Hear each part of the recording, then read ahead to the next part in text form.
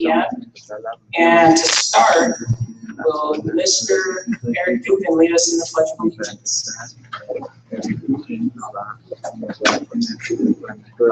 I pledge allegiance to the flag of the United States of America and to the republic for which it stands, one nation, under God, indivisible, with liberty and justice for all.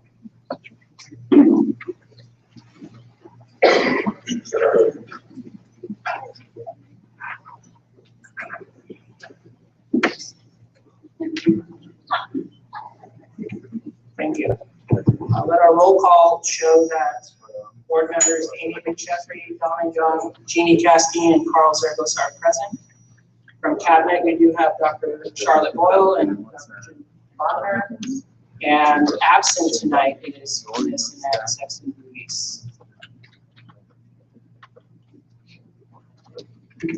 I'd like to welcome everyone to tonight's meeting and remind the audience of requests to address board cards that must be completed and submitted to the board secretary when you wish to speak to an agenda item. Board policy provides for 2 cards. White cards to be submitted in order to speak to a specific agenda item, and blue cards to be submitted in order to speak during public comments. Policy also states there's a 5-minute maximum time limit for a speaker. Due to the open meeting law, board members are not allowed to address items that are not on the agenda. If you do not want to address the board but wish to give your comments in writing, you can do so on a goldenrod sheet, and all board members will receive a copy. Approval of agenda. I'd actually like to pull agenda item 7B and save it for our next governing board meeting. We can have a discussion on that. I would suggest we don't. We do have members of the community who came to tonight's meeting. They've already submitted white agenda cards, and they'd like to speak to that item tonight. Okay, so what did that actually happen?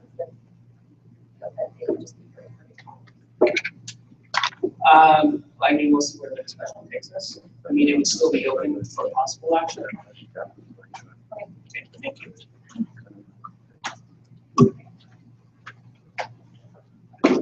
Is there an approval for the agenda? I move the governing board approve the agenda as submitted. The agenda has been approved and seconded. All in favor signify by saying aye. Aye. Motion passes. Our next item is approval of minutes. We have a number of them. I move the governing board approve the 7 referenced minutes as submitted. Okay, it's been moved and seconded. Any discussion? Great. All in favor signify by saying aye. Aye. Aye. Motion passes. Our next item is public comments. Hilda, do you see any blue cards? Thank you. Great. Our next agenda item is superintendent report. Dr. Boyle.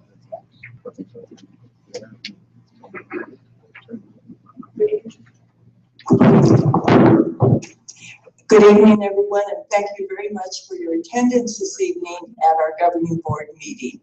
It is really reassuring to see the number of people in the audience who are here to see the workings of the governing board, because your governing board does support Creighton School District and the community.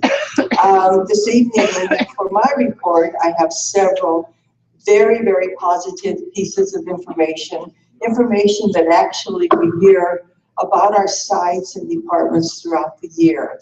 This evening, I would like to announce that Loma Linda School found out this afternoon that they had been identified as a 2015 A+ School of Excellence. Let's give them a round of applause.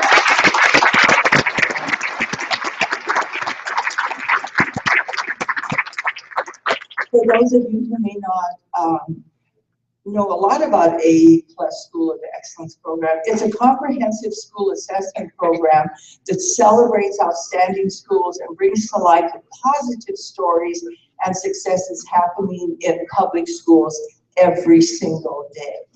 In January, Loma Linda submitted an application that provided demographic information, a description of current programs and practices, documentation of parent and community involvement, a profile of the school's leadership, and a commitment to excellence, equity, and service. In order to even apply for a significant honor as this, the school has to demonstrate sustained high achievement and or significant improvement through assessment data. So after submitting their application, Loma Linda was notified they had been selected to receive a site visit, a visit to their school, which was scheduled for March 26 and 27. And during the site visit, 5 A-plus judges spent the day and a half visiting all of the classrooms on campus, meeting with certified and classified staff, as well as parents, community members, and students to verify information in the application and to determine if Loma Linda really met the criteria to be selected. And the proud principal, Stephanie DeMar, is excited to say that Loma Linda is an A-plus school of excellence, a school to be recognized for their ability to identify and meet the academic and non-academic needs of their student population. So some of the staff who was there this afternoon was notified, and it will be announced to students and staff as part of the monthly student recognition assemblies scheduled for tomorrow morning. A formal presentation by the Arizona Education Foundation to students, staff, and parents will take place on Wednesday, May 20th at 8:30 in the Loma Linda School Amphitheater during their final recognition assembly of the year. And there's a special invitation extended to our governing board members to attend that morning. So again, congratulations to Loma Linda School. One more round of applause.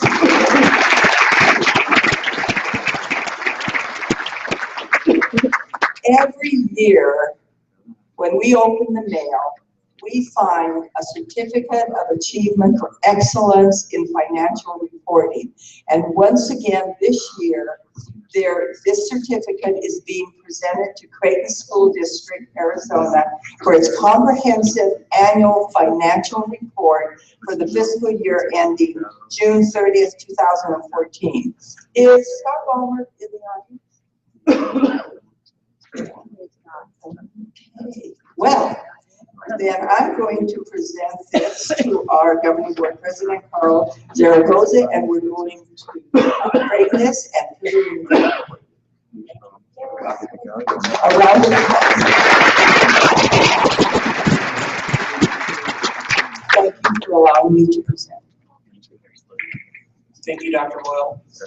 Our next agenda item is presentation of governing board awards. So for this item, the governing board will come to the front to shake hands and issue the plaques and certificates. We'd like the awardees to approach from the podium side, take our, shake our hands over here, walk around and get your picture taken on stage. And I'll hand it over to Dr. Boyle for the microphone.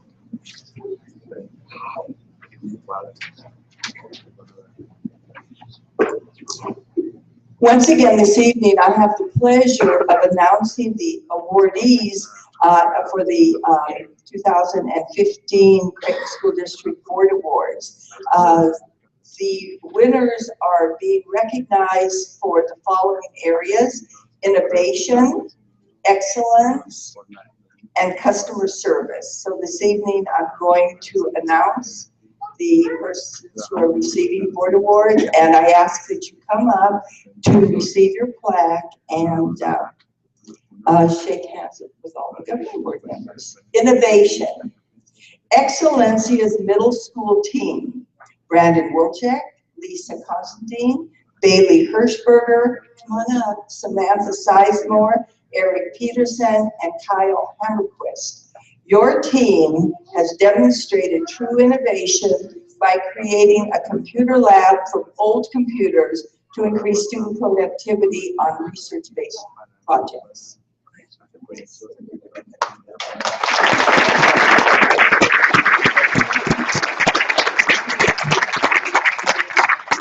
Next, Papago's third grade team, Amelia Block, Selena,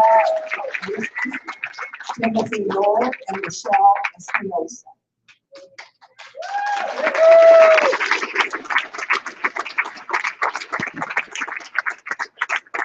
Your team has demonstrated true innovation by forming a strong professional learning community involving staff, students, and parents in an innovative effort to improve the academic parent-teacher teams. Congratulations.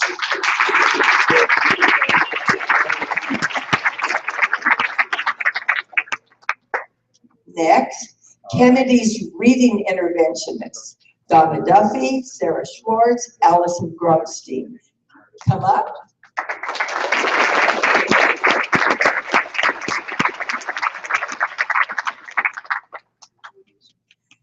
Your team has demonstrated true innovation by creating tier classes that serve the needs of the whole as well as the individual student. And from community education, Donna Spivey.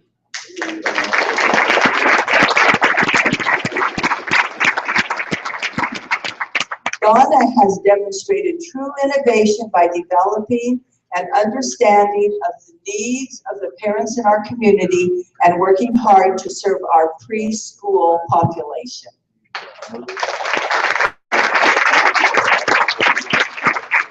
From Creighton School, Karen Baer.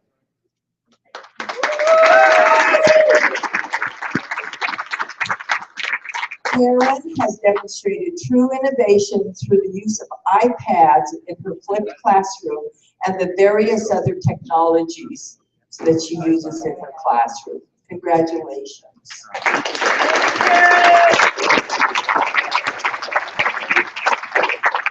From Food Services, Robert Dockstead.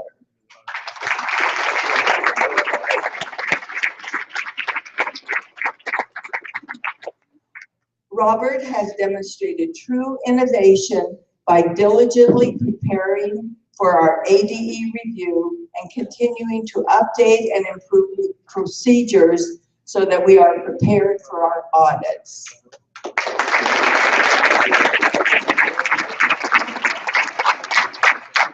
And lastly, in the area of innovation, Chris Jacobson, William T. Mackin School.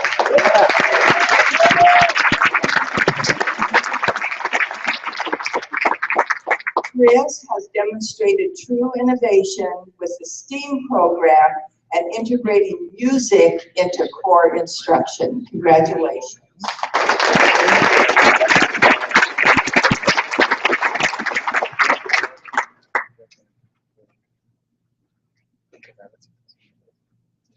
And our next award is I don't know how to work this. And our next award is to Dr. Charlotte Boyle for excellence in the Creighton School District.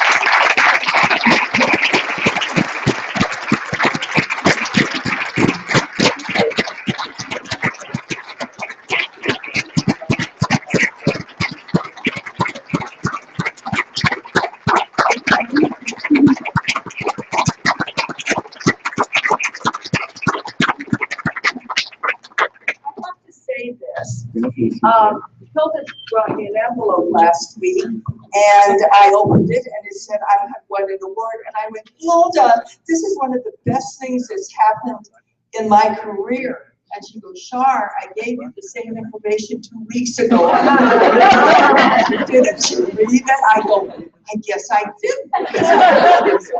So, thank you very much.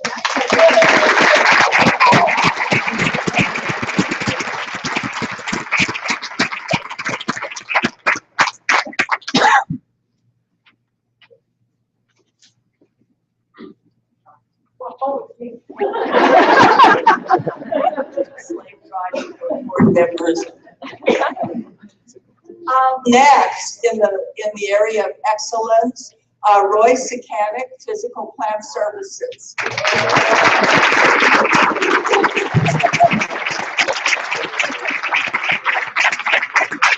Roy has demonstrated true excellence with his knowledge of construction and the ability to represent the needs of the district in the rebuilding of Monte Vista School. Congratulations.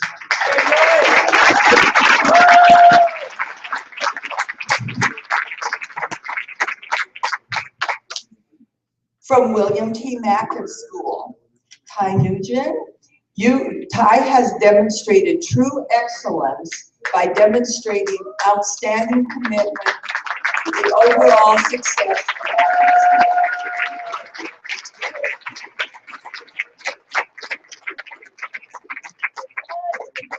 From Monte Vista School, Kathy Bradley.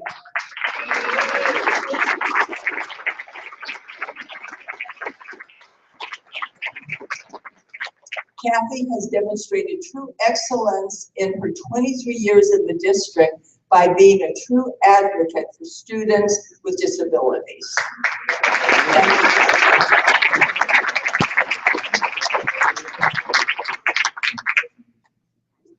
Dawn Foster, Loma Linda School.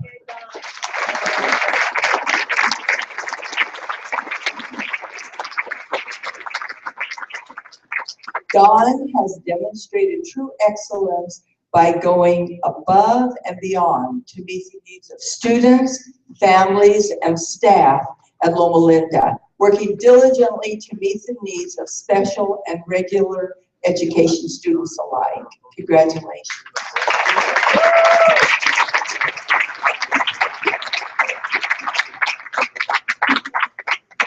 From Human Resources, Rosalinda Barbell.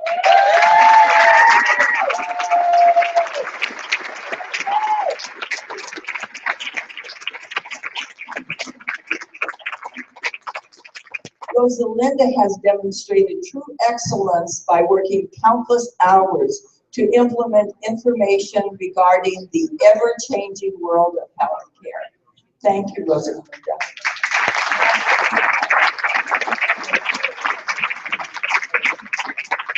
And from Monte Vista School, Joy Yee.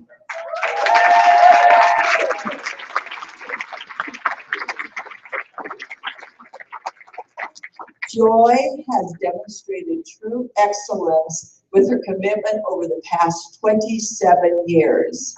This commitment has translated into a deep respect for her abilities from her peers, parents, and the entire staff.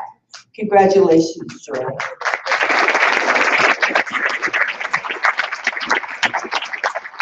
And the last area, again, is customer service. So I would like to announce Yvette Ferguson, Instructional Materials Center Technology. Yvette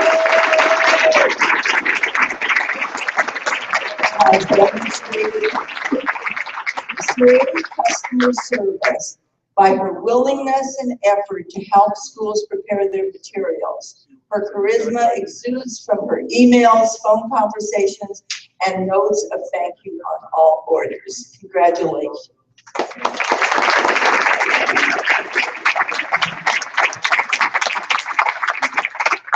And from Instructional Materials Center Technology, Kevin Wright.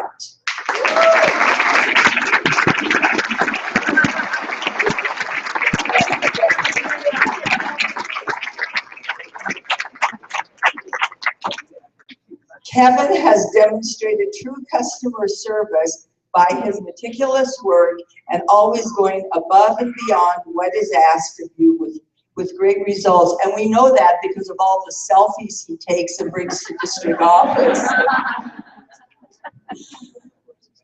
Heather Hayes, Physical Plant Services.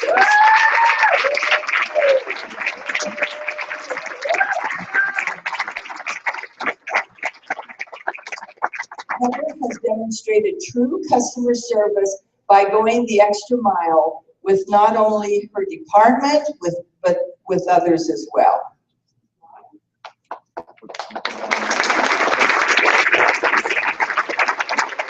Next, Carol Gomez Navarro, Human Resources Business Services.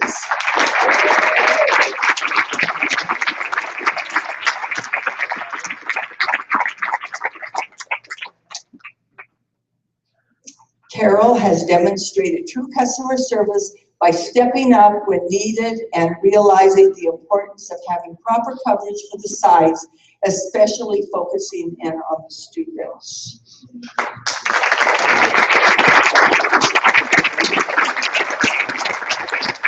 Lucia Gonzalez, William T. Mackin School.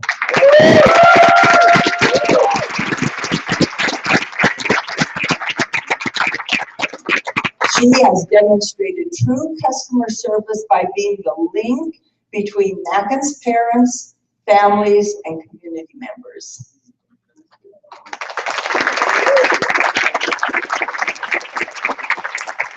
And last but not least, Jim McVeigh, Physical Plant Services.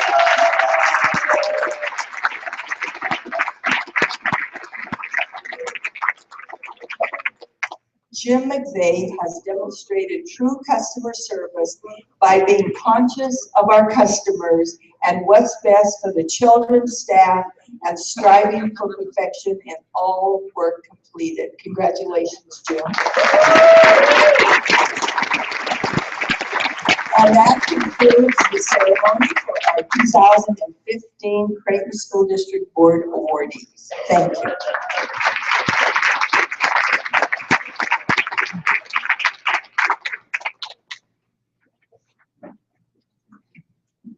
Thank you, Dr. Boyle, and congratulations, awardees. I'd like to move our agenda along. Our next item is governing board, the governing board reports. We'll start with Amy.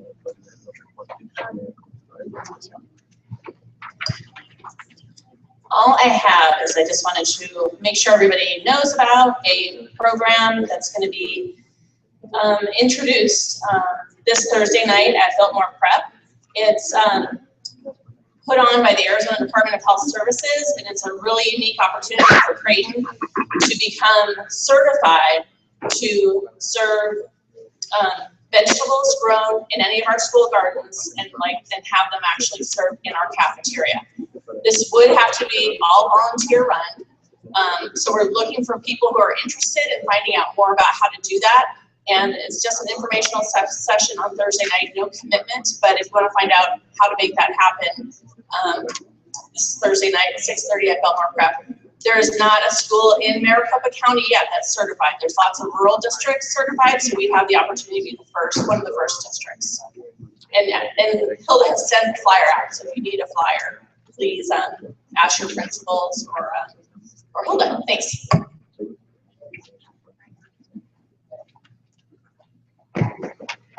I just want to give a public thank you to Mr. Andy Gutierrez and Dr. Joel Lauren for hosting me for some site visits on Larry C. Kennedy's campus and Biltmore Prep. It was awesome to see the work in action. I learned that of the 700 students we have at LCK, 95 are refugees from all over the world, which really adds to the diversity and richness of our school, and also really exemplifies some of the challenges we have. So I encourage you all to get out there. I also wanted to thank, I don't think he's here, Mr. Chuck Warshaver for hosting me to see Playworks in action here at Loma Linda.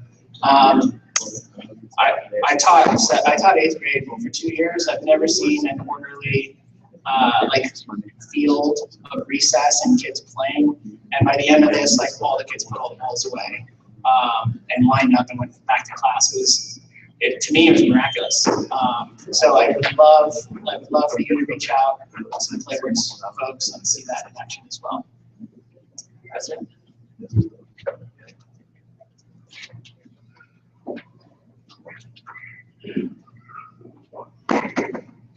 Approval of consent agenda. I move the governing board approve consent agenda A through H in accordance with policy BEDB-R. It's been moved and seconded. Is there any discussion? Seeing none, all those in favor signify by saying aye. Aye. Motion passes. Our next item under educational services is recognition of the district poetry contest winners. Dr. Boyle. This evening, the governing board and administration are pleased to recognize students grades kindergarten through 8th grade who won the district poetry contest. A district committee selected the finalists who will be presented to you tonight. And so, Mr. Dugan. Good evening, Mr. President, members of the board, and cabinet.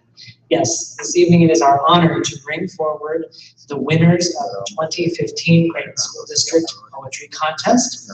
Before we recognize our winners, it's important that we recognize those adults who have contributed to the success of the program this year. Special thanks go to each of the poetry coordinators at our school sites. At Biltmore Preparatory Academy, Claudia Bustos.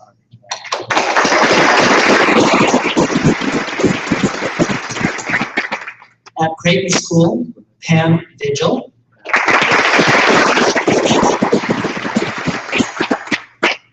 At Excellencia, Jill Tinker.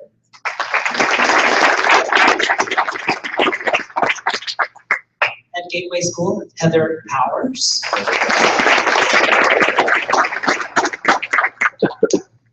At Larry C. Kennedy, Lisa Jacob Bison. At Monte Vista, Holly Mulheron.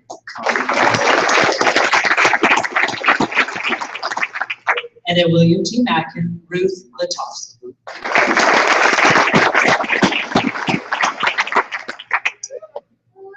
After all the hard work is done at the school sites, the tough job of judging the submissions falls on the shoulders of these talented and wise judges.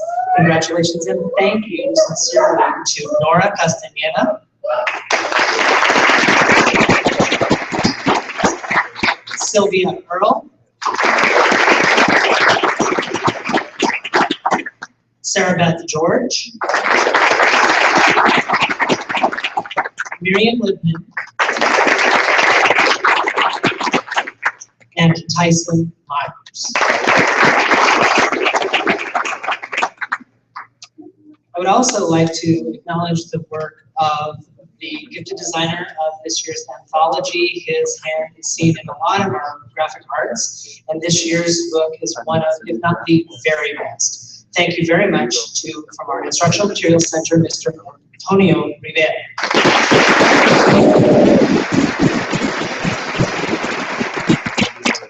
And finally, it is with a grateful heart that I acknowledge the work of our district-wide poetry contest coordinator. Pam Young is she's my secretary. She's worked in the Curriculum, Instruction, and Assessment Department for a number of years, and this is her final year as she finishes her commitment to smart schools and enters a new chapter in her life as a full-time wife, mother, and grandmother to how many? 37 grandchildren.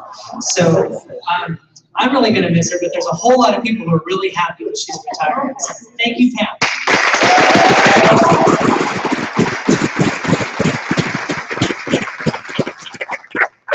So enough from me. At this time, I'm going to invite one by one our poetry contest winners to come forward. They're going to share with you their poem that they wrote, and they will each be receiving a certificate and a copy of the 2015 Anthology of Poetry created by the Creighton School District Young Poets. Our first winner from Creighton School in Ms. Adaluski's class, Marlene Pioquinto.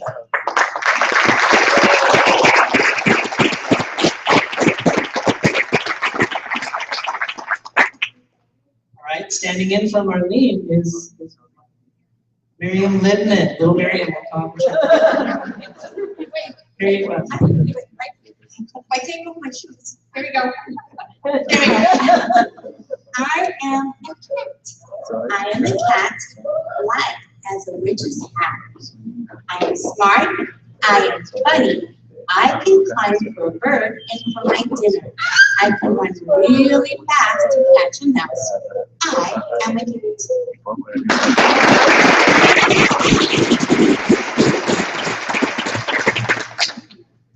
From Gateway School, in Ms. Karen Miller's class, Abdiel Perez.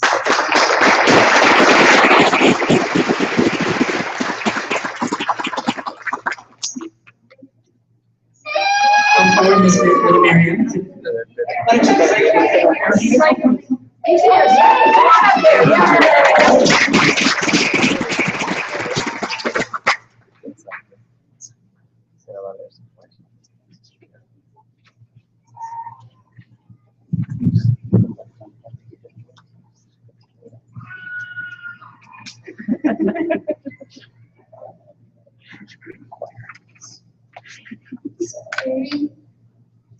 Son of peace.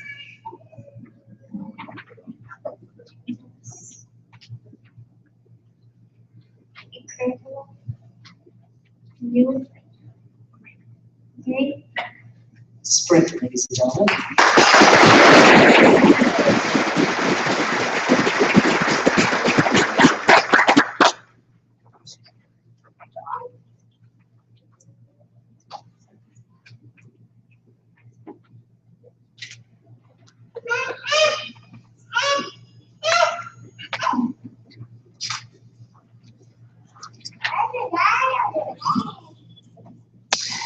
From Gateway School, second grade, in Ms. Elsa Perez's class, Catalina Remigio.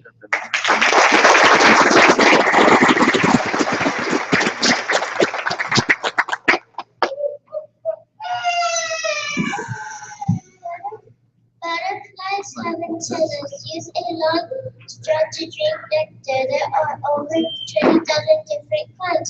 They have wings with scales. Eggs turn to larvae. Red, yellow, bright. Fly outside. Larva turns into a chrysalis. You can see lots of butterflies.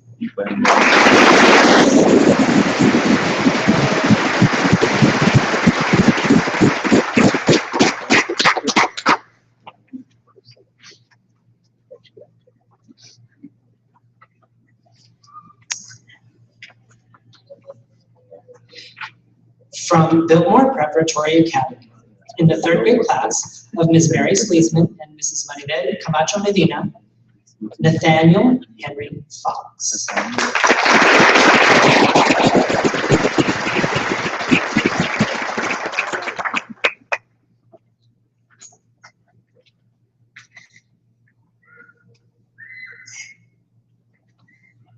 Blackout. The sun is going down, it's now going to shine. The moon's coming up, and that is just fine. But then the car brakes, the light is now fled, and frightening and scary is filling my head. But when the power is back, and the lights come on, I don't have to sleep because it's already dawn.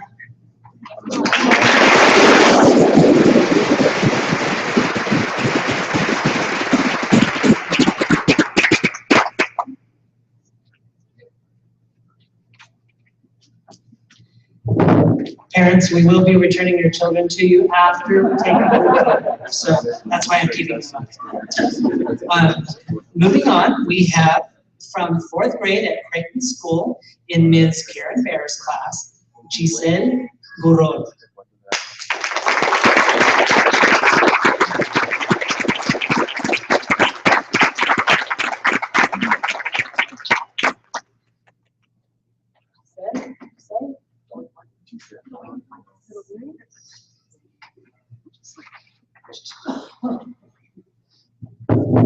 Friendship.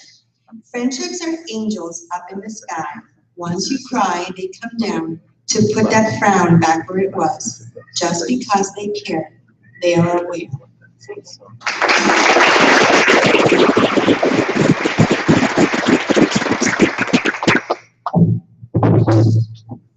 From fifth grade at Creighton School in Ms. Donna Hartel's class, this poem was co-authored. It's the first time that I recall having a co-authored poem in our group of winners. Congratulations to Saraí Furias and Daniela Contreras.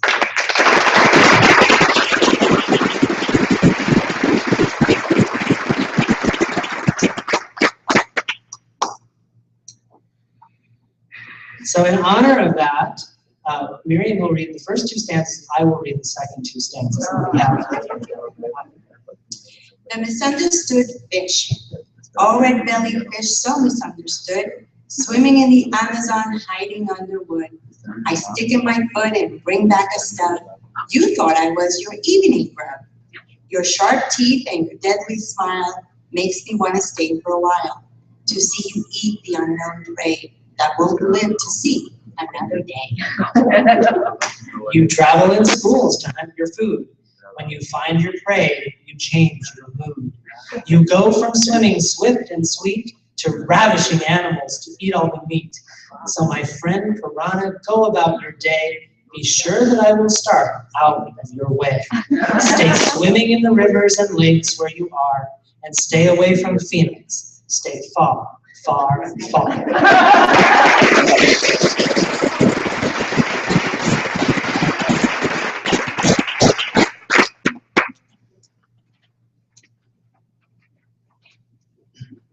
From 6th grade at Excellencia School in Mr. Paul Baringhouse's class. Congratulations to Darren Premkumar.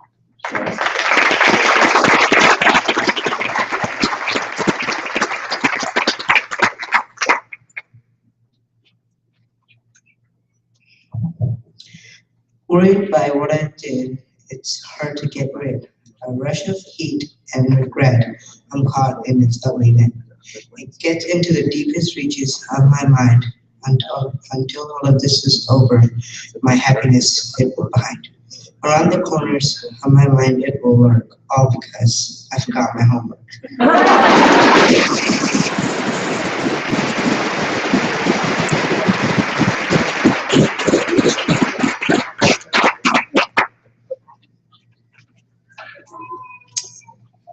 From 7th grade at Larry C. Kennedy School in the class of Ms. Ashley West, congratulations to Maya McCullough.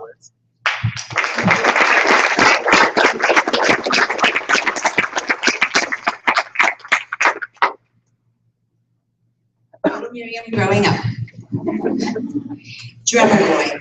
The general's men prepare saddles. Their will, it sharpens for battle. For this is war. Some are pale, scared. All are well aware this war is not fair. They gave me a drum, but not the kind that is a toy, for I am no longer a boy. As they hum, I beat, broom, broom, for this is war.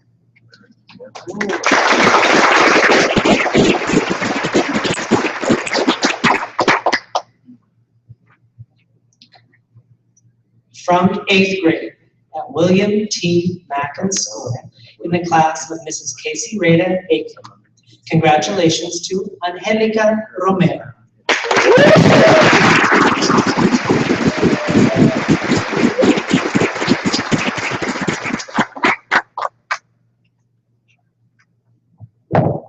Don't judge me by my past, I left it behind. The present has changed, and what was a path full of sorrow and pain is now a path as bright as the sun.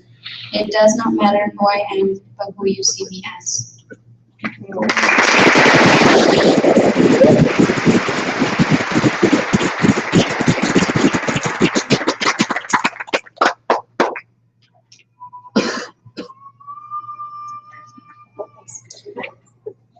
At this time, I invite all of our award winners to stand for one final round of applause.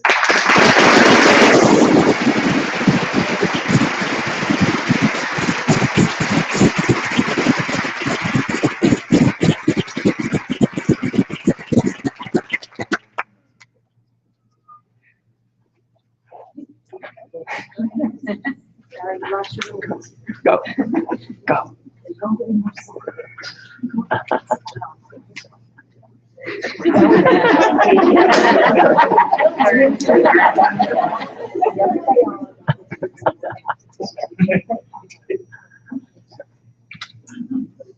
Thank you and congratulations. Thank you.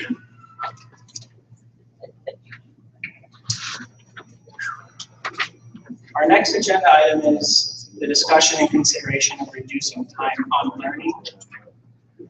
So I just wanted to state up front that I know this has been an emotional item for a number of years in this district.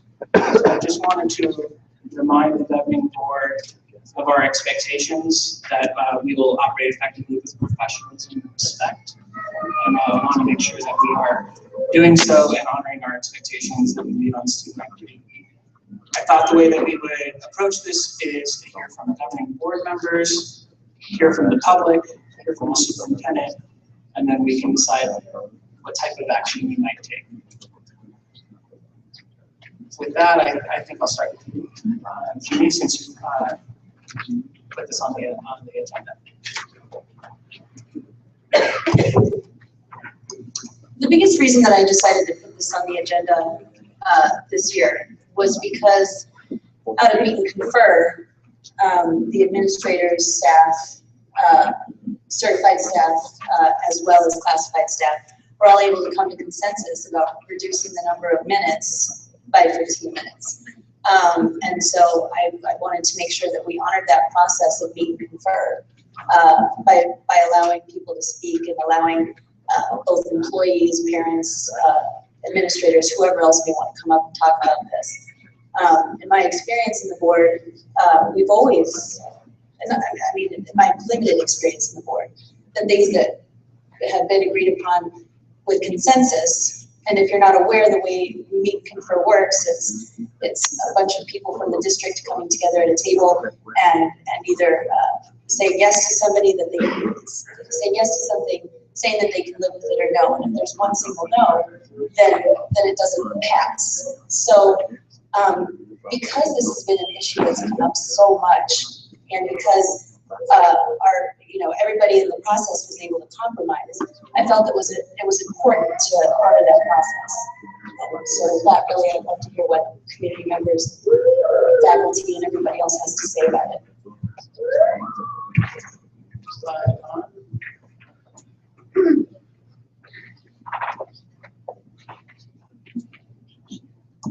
Years ago, when the day was extended, there was a study done, and I guess we were 1 minute off or something per day under the state standards.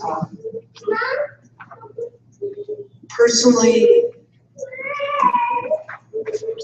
as long as we meet the state standards and not get fined, I believe there was some discussion about this earlier where some of the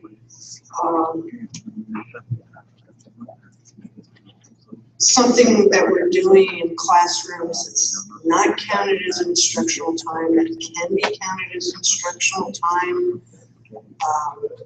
I guess where I'm at is I'd like to know if we want to shorten the day, and whether it's 15 minutes, a half hour, as long as we're meeting the state standards per week of the minutes of instructional time we need to have, or else we get fined by the state.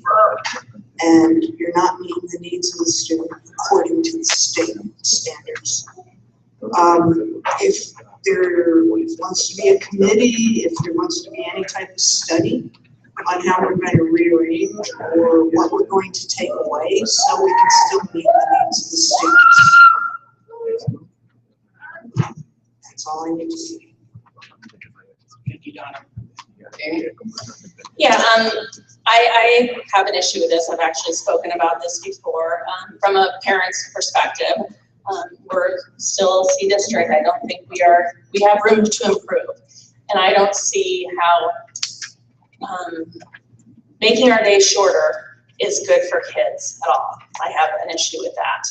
I haven't heard anyone ever tell me that it's better for kids because of this reason or another. The other issue I have is our overrides passed by not a lot of votes. And on our ballot, we said several things, but two important things, that we wanted to make our salaries competitive to attract and retain highly qualified and effective teachers and staff. Thank goodness we were able to do a 3% raise to all teachers and staff at our last board meeting. Thank goodness. I am so glad that some of those crazy bills did not go through that could have possibly prevented that. But we also promised to increase and or maintain access to arts, music, physical education, full day kindergarten, opportunities for gifted and high achieving students, and field trips. I don't see how we increase or maintain by shortening the day by 15 minutes, by over a week of school instructional time for kids. And I know that we say we don't want to impact instructional time, so that means they either lose time at breakfast, time at lunch, or recess. And I think if you hear from parents, if we gave parents an opportunity, that's not something they want to lose either. And I don't think teachers necessarily want to lose that either, because they need those breaks during the day. Last year, as I contemplated running for school board, I spoke to a lot of teachers, you know, a small percentage that I knew and respected, teachers of my kids. None of them told me length of day was a factor for them. Yes, there are many factors that make you happy or unhappy, and I think that we've got an opportunity to look at those things, and it's not something that we should do without having more of a conversation about it. I think as a parent, this is moving backwards. I just don't see how it's good for kids. We just applauded Mackin at our last school board meeting for extending the day for some of their kids. Kids can now stay until 5 o'clock, those who need it. And kids are offered to come at 6:30 in the morning for tutoring. How can we say that that is great for kids, but yet other kids we're gonna shortchange? I don't understand that logic. I want teachers to be happy. That is very important to me. I want them to be inspired and not tired. But I think that we have to look at other ways to do that. We've just hired a new superintendent. It's a little bit of a bait and switch to say, we have very high expectations for you, but guess what? We're gonna shorten the day a little bit right before you come in. So I think we need to work with her because I think she's coming with a lot of great ideas. And we need to give her the opportunity to help us make the changes that everybody wants. Thank you. So when I'm looking at this recommendation, I'm not really sure what the problems we're trying to resolve. There isn't a stated objective. We're not actually looking at a plan that we should evaluate. And we have not, I know there was a group of 10 who did move outs with the district. And while I definitely respect that, anything that comes back as recommendations, and I still think we have an obligation to reach out to our communities, especially the stakeholders most impacted by the decisions we make, and engage them in the process. So, for example, recently the Peoria Unified School District looked at, they had a stated objective to increase compensation for staff. And the superintendent put out a recommendation to move to a 4-day school week. And it wasn't just an agenda item, like there was a lot of research that went into this, there was a lot of stakeholder engagement. When they surveyed staff, 73% said yes, like this looks awesome, we definitely want to do this, we're coming back. They also did a survey to parents, and 52% said no. And then of those 52%, a number of them said they would be willing to pull their kids out of the district, which at the end of the day would have been no savings and no increased compensation for staff because they wouldn't have any students to serve. My concern is, and this is a problem we've done in Creighton for as long as I've been a part of it, and I don't want to be a part of that anymore, but we just make decisions as though we know what's best, and we're not actually engaging to the degree that I think we should, the parents and the families that are most impacted by our decisions. In fact, when this came to the board last year, as a community member, as a parent, I came to speak like, hey, like, there are parents who have strong opinions on this. You don't need to say you speak on behalf of us because you haven't asked us, and we actually do know what we want for our kids. And I do know just recently, asking a number of parents what this means, that they have to scramble, they don't know what they would do for where these minutes are coming from, let's say the cut time off at the end of the day, like they do have to address their plans. So nevertheless, I don't know exactly what we're doing here, which leads me to ask a number of questions. When I think about who we are as the school board, like we've been elected by our community to make these decisions. I don't think that means we don't engage them in this at all. I definitely like that we have staff giving us recommendations. I don't think we can do this work without staff. And I definitely take it very seriously. I also feel that there are other people to take seriously. And we look at this from a very wide spectrum. In fact, when we were looking at the superintendent, we did give opportunities for staff to give us input. We gave opportunities for community to come. And I think all of that data helped us make a better decision. When I think about what we might be doing, I can only hypothesize. So I've had a lot of conversations with staff at different sites. I've had conversations with parents. What I think I hear is staff, and especially teachers, they just, Creighton and otherwise, they feel very disrespected, unengaged, and not a part of the process. And that's a major problem that we need to resolve. I've also heard that maybe this is an opportunity that will help us increase retention. But when I asked, like, would 15 minutes make a difference, people kind of laughed in my face. Like 15 minutes isn't going to make that difference. So if we're trying to resolve the problem of staff retention, I'm not sure this is going to get us there. We haven't done the research.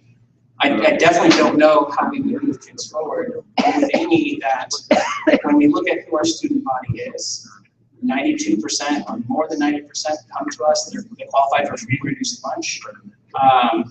Some educators told me this would be an opportunity to cut breakfast in the classroom.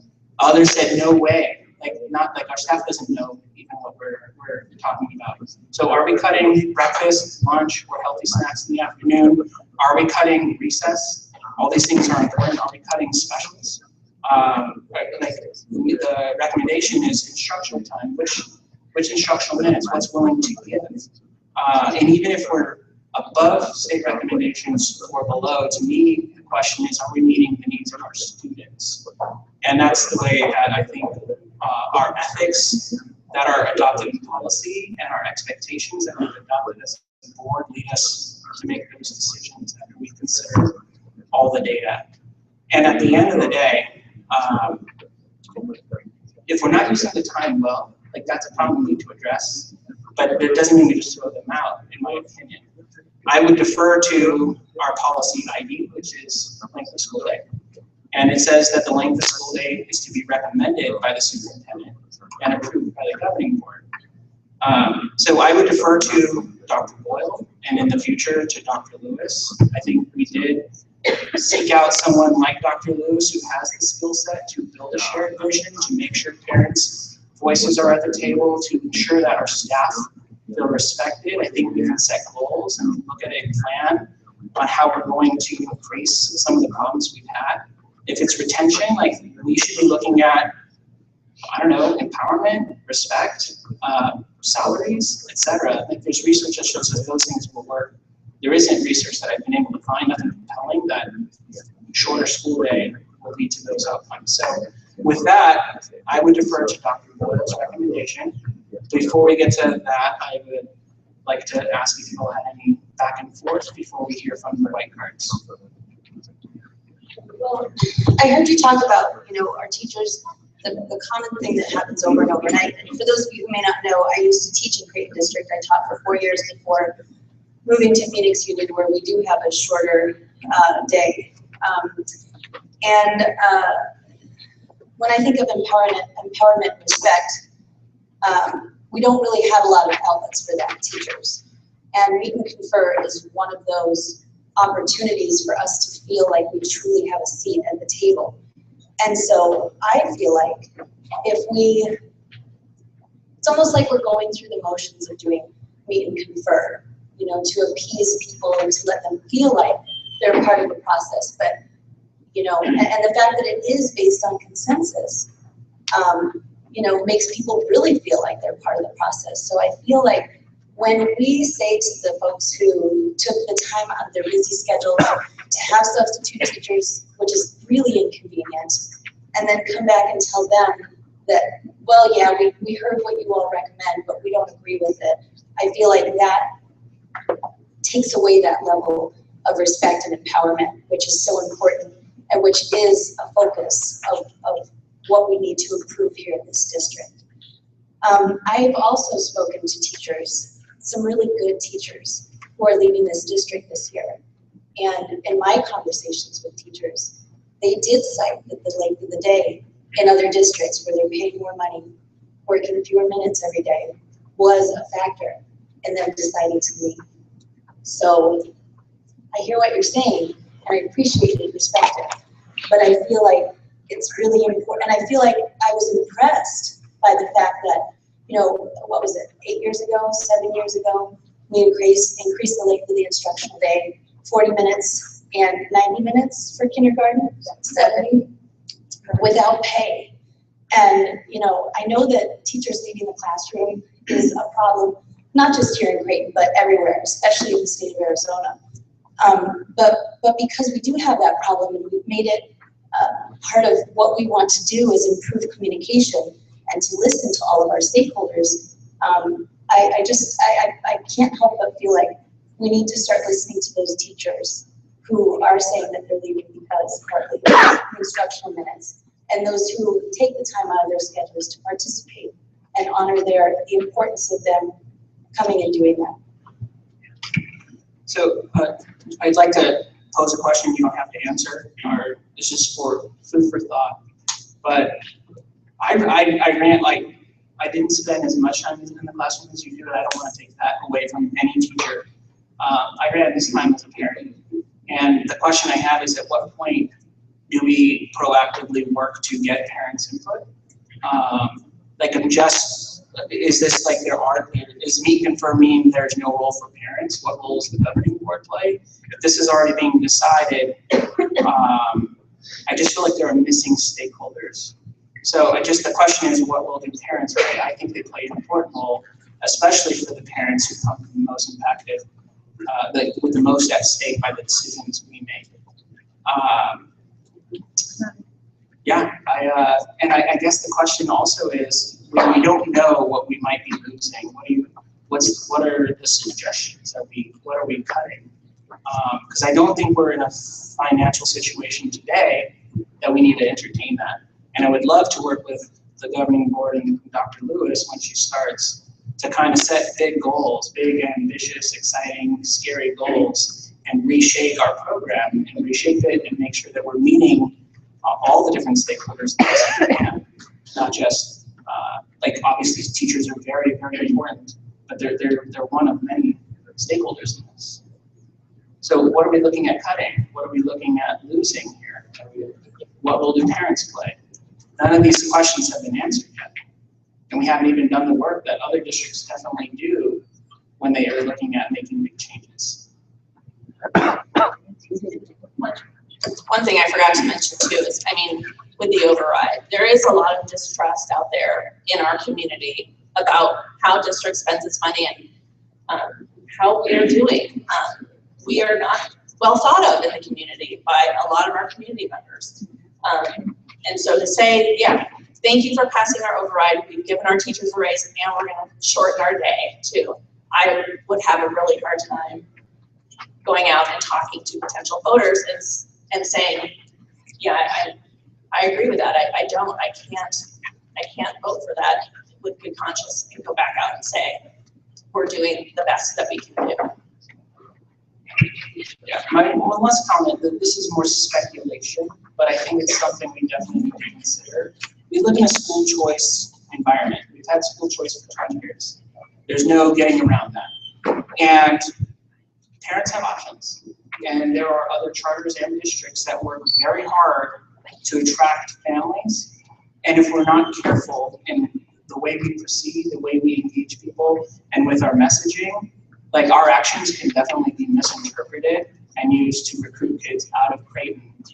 I think in nefarious ways, but I just know it's a very tough market out there, and that's something I'm very concerned about.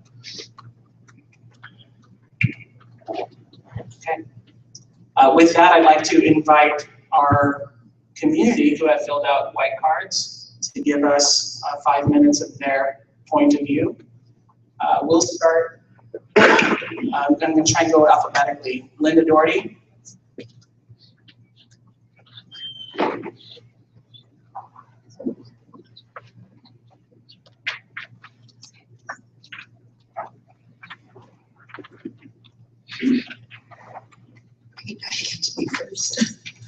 Good evening, Mr. Zaragoza, members of the board and cabinet. I am Linda Doherty, Director of Food Services for Creighton School District. Tonight I want to speak to you regarding the discussion and consideration of reducing time on learning, specifically on time considerations to shorten the school day and how this might impact the breakfast in the classroom program and impact the district as a whole. I want to make sure that when you have to make a decision regarding reducing time on learning, that you have been presented with additional data. It is easy for people to say that you can gain minutes if the breakfast program were eliminated. However, I have to ask you at what cost? As Director of Food Services, I feel that it is important for you to hear the impact on the district if this program was eliminated, and also on our department. Just let me give you a little bit of data about the breakfast in the classroom program. We started in the spring of 2002 at 4 schools. In 2009, when the program went district-wide, when the length of the school day was extended. Participation in January of 2008 was approximately 3,300 meals per day for breakfast. In January 2010, when we had lengthened the school day and we implemented the program district-wide, our participation was 5,600 meals a day. As of February 2015, our participation is approximately 5,200 meals per day. Currently, 90% of our students are eligible for free and reduced meals. So there's a real need to feed these kids every day. You can easily do a Google search on the benefits of breakfast in the classroom, such as increased attention span, decreased absenteeism, less visits to the nurse, improved behavior. I'm not going to review those tonight. What I want to just go over with you is I want to be transparent with you with the financials of our department and tell you how this program impacts our department and the district.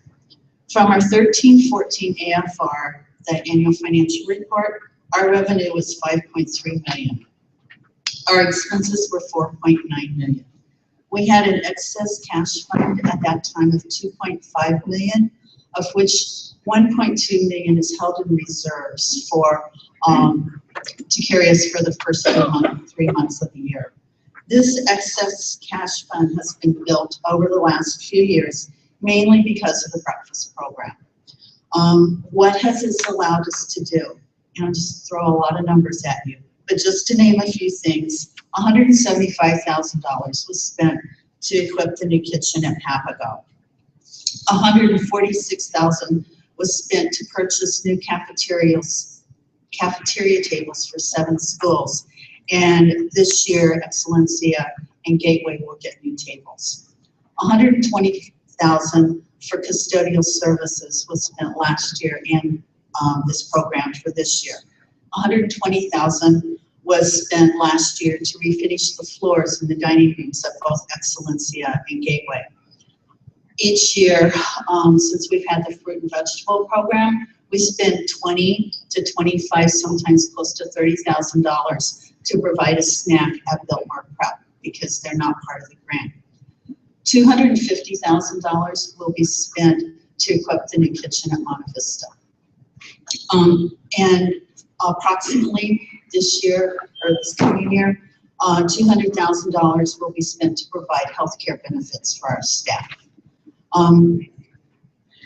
What would happen if this program was eliminated or significantly decreased? If we conservatively take down participation levels by 1/3 at all sites, the sites would have to decrease their labor hours from a minimum of 2 hours per site to 6 hours per site. Many of those staff members that we just gave healthcare benefits to because they worked 30 hours a week or more would most likely lose them because we don't need them in the mornings. We wouldn't need them to do breakfast in the classroom program. And this is significant to our employees who make $10 an hour on an average. Decreased reimbursement would result in less revenue to support the fruit and vegetable program at Biltmore. If the breakfast program was taken back to the cafeteria to be done before the school day starts, participation would significantly decrease to what we had before. That's why we went to the other program. Just one last thing, we pay back to the district indirect costs that go straight into the district M&O to be used to support the district and many functions. If there's less meals, which results in less food expenses and less labor expenses, then there's going to be less money coming back into the district. Thank you. Thank you. Our next participant is Laura Gates.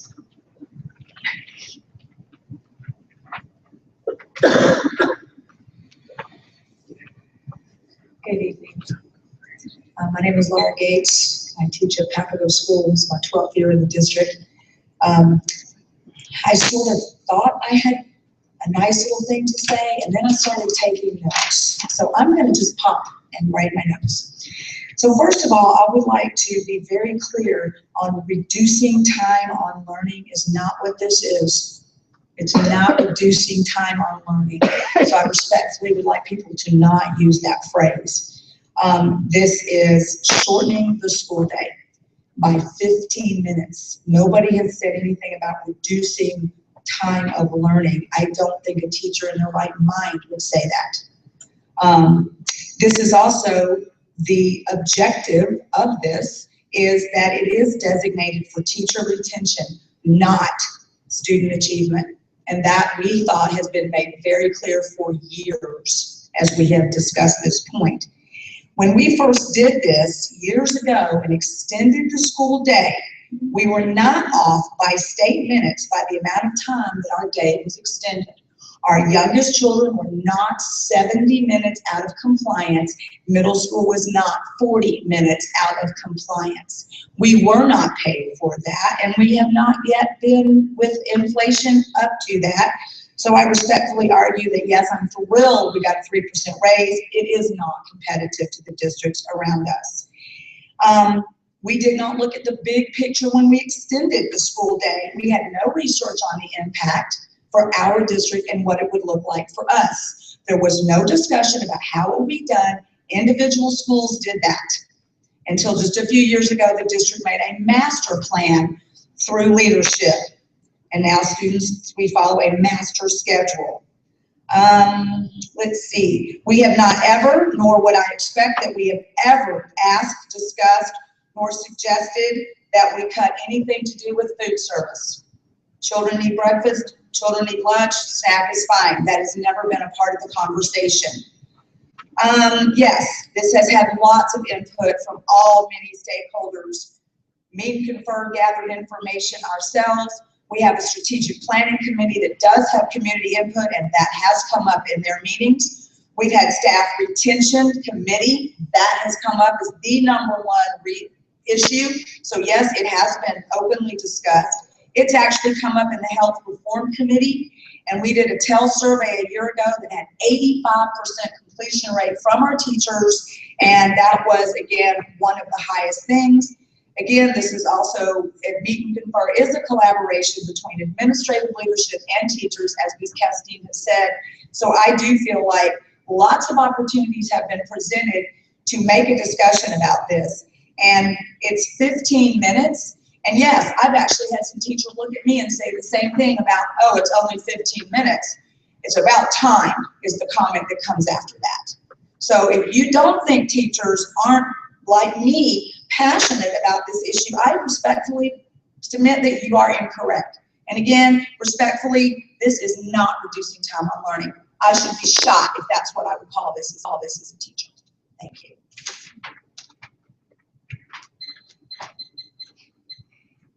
Thank you. Our next up is Christopher Jacobson.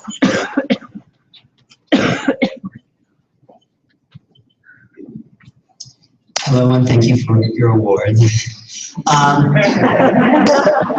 would like to speak. I have a lot of years of experience teaching with this population. I taught at Palomino, which serves a similar population for 9 years, and we had as short as a 6-day school day at one point.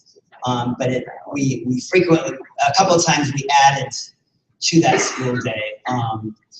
But one of my, my first year teaching at Mac, and one of my biggest surprising challenges was how hard it was to teach first graders, a first grade music class at the end of a 7.5-hour school day for kids.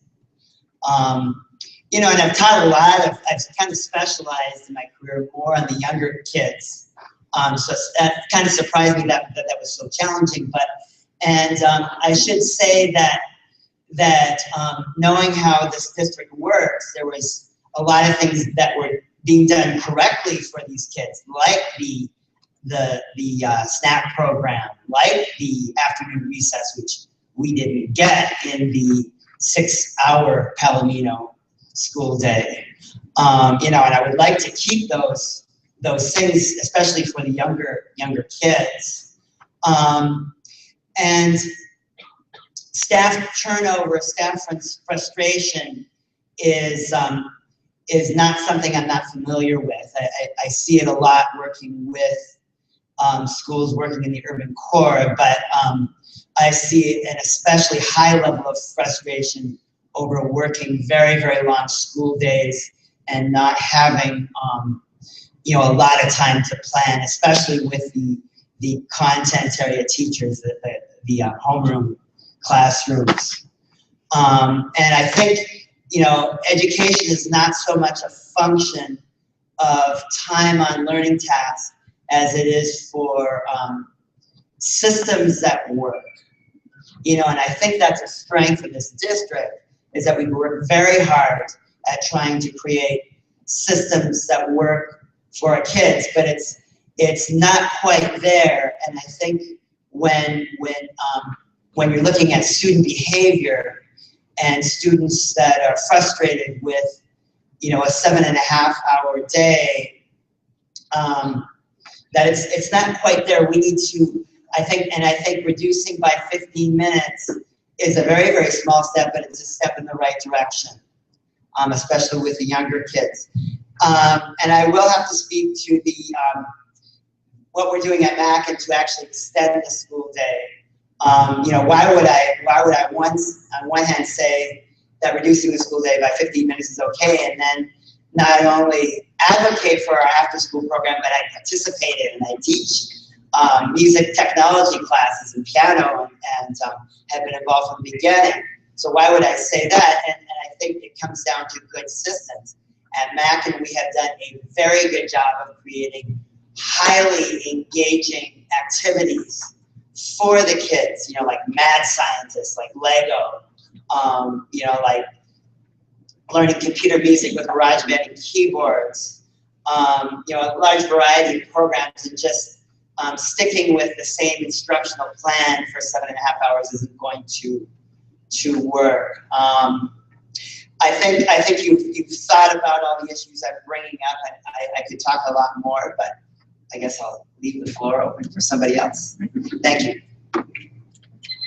Thank you.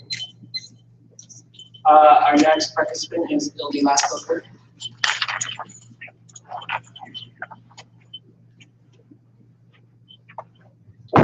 I'm back. So for the record, my name is Ildi Laskoker. I am a community member and an advocate for children in the Creighton community and former governing board member. So there have been lots of points raised, and it's a little hard listening to everyone's discussion and wanting to extend. I think some important things to consider. As a K-8 district, we are required and obligated to adhere to the minutes of our middle school requirements, which are significantly greater than elementary school minimum requirements at the state level and of high school requirements. And so we're in this unfortunate situation where as K-8 schools, we have to create a school day that accommodates for the maximum number of minutes. And so that is unlike some of our K-5 and K-6 counterpart districts, and certainly perhaps where some of our teachers who are going to a shorter school day may be going to a school district that doesn't have to maintain the number of instructional minutes that we do. Certainly, I'm not sure that that's the case. I want to echo comments from board member McSheffrey, which is we all worked tirelessly to pass 2 overrides, a capital and a maintenance and operation. And not only when I was on this board did we ask for a 10% override, but we asked for a 15% override. We asked our community to go above and beyond the status quo so that we could provide additional resources for our teachers, which congratulations to you that you got to offer up that 3% raise. I applauded you from watching at home. But simultaneously, we also said that we would increase and expand opportunities for special areas. Special area minutes of instruction is certainly one of those conversations that we've had in this district for a long time. And as I listened to the fact that this isn't a decrease in instructional time, I absolutely appreciate and applaud that. I wonder then, where is there going to be time that we can cut? If we won't cut breakfast in the classroom, if we won't cut time for instruction for students, if we won't cut recess and lunch, because those are dire needs as well, then what is it that you have left to cut? And without a plan, without community engagement, without really thoughtfully sitting down and thinking through what is left of this school day that could be reduced by 15 minutes, I feel like this is an opportune time to do that. Lastly, I would like to remind you that Meet and Confer is an advisory committee. It is not a policy setting committee. That is your responsibility, and you should not, as a board, advocate that responsibility to anyone else. It is important to get feedback from your processes that you have in place, but by no means should that be something that you should consider as a need to, or that you're obligated to rubber stamp recommendations that come from anybody, frankly, without a rigorous conversation. And lastly, I would say that our statistics are very clear. We know that nationwide and in Arizona, about 1 out of 5 children live in poverty and come to school hungry. I say that our children, it's probably 2 or 3 out of 5. And that is not the case in terms of thinking through how do we provide support and the necessary needs of that community. When I was a governing board member, I got a chance to see snacks in the classroom and was surprised at how many students not only put their snack in their backpack, took the extra snacks that were left because they didn't want them to be thrown away, but also took the plates and the utensils and the other materials that came along with that, because those were resources that they were able to take home to their families that they wouldn't have had otherwise. And again, without having a clear plan, I just don't know how you could vote to reduce the time of the day so that we have an opportunity to understand what the real true impact is for our families and our community. Thank you. Thank you. Our last card is from David Zook. I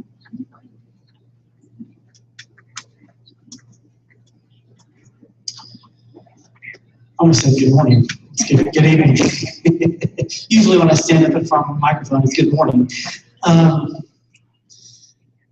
Several things. First off, thank you for allowing me to address you guys this evening. When they extended the day way back when, I guess it was 6-7 years ago, from my understanding, it was under the recommendation of West Ed, who come in to consult the district. And I believe at the time they give the district 2 options. 1, you can extend the day by 30 minutes, or 2, you can add an additional 20 days to the school year to make it a 200-day school year, which I believe Baltz chose that when they went through the deal. Creighton chose 30 extra minutes a day.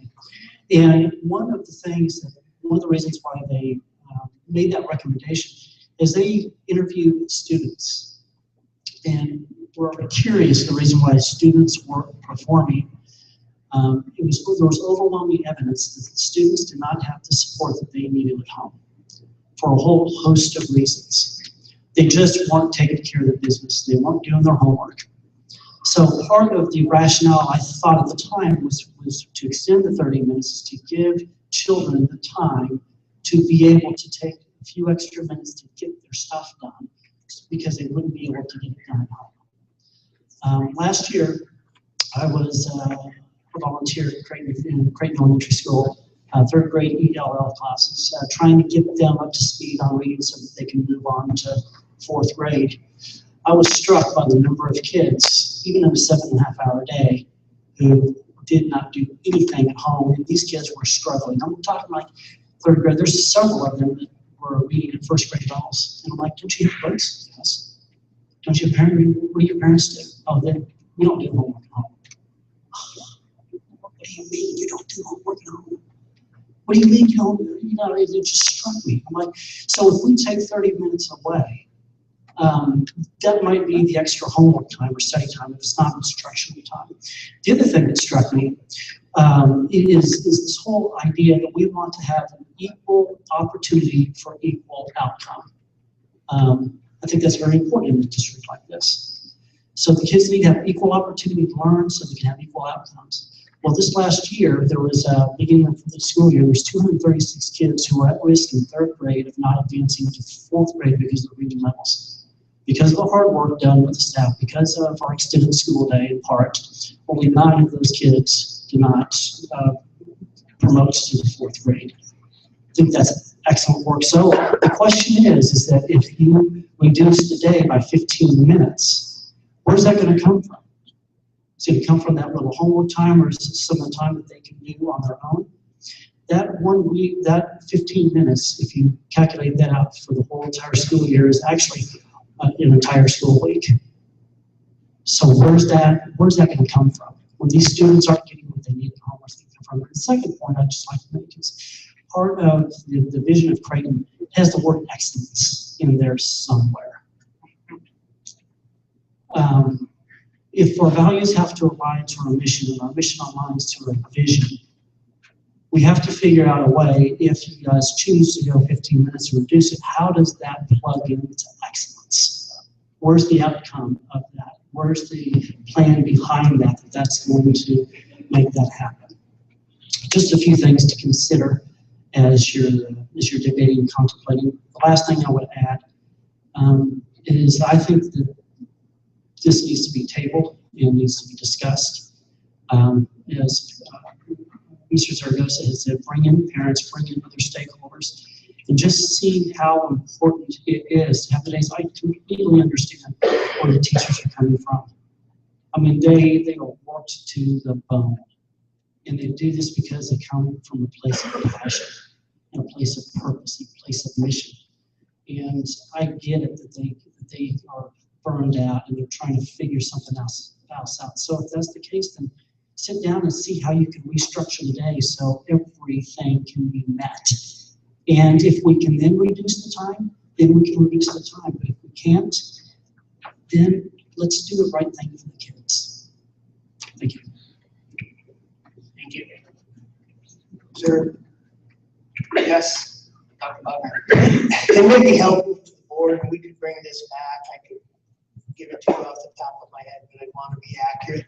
There are very specific reasons for the extension of the school day that range everywhere from the fact that we, when we audited what was going on, all of our time due to the accountability factors and No Child Left Behind was being spent primarily on reading and math, and science and social studies were getting their fair share of the minutes. That was part of the reason we went to the master schedule. There were things such as reteach and enrich, intervention time, and common planning time that need to be built into that calendar. So there were very specific reasons that those recommendations were made. And last but not least, the thing that affects all scheduling is transportation's ability to accommodate that. So all of those were factors, and there's more detail to all of that. And administration can certainly get some information together for the board so they at least know where that came from, and that it wasn't just, you know, one thing that we thought would be a good idea. Thank you, Dr. Buckner. I just wanted to make sure we before we consider potential action, that we heard your recommendations as a city superintendent, and of course we have in the audience our incoming superintendent, so she can just hear where we're at. Okay, today is April 28th.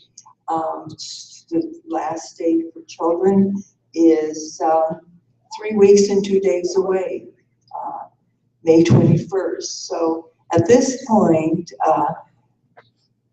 in my way of thinking and listening to the comments this evening, is that do we at this point in time have time to communicate with parents in the community and change the schedule as we move into a new year, 2015-16, with a brand new administration as far as superintendent.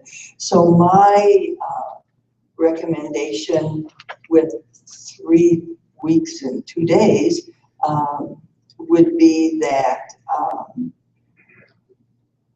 as per the goals set by the board as they discussed them last year, there was a major focus on communication,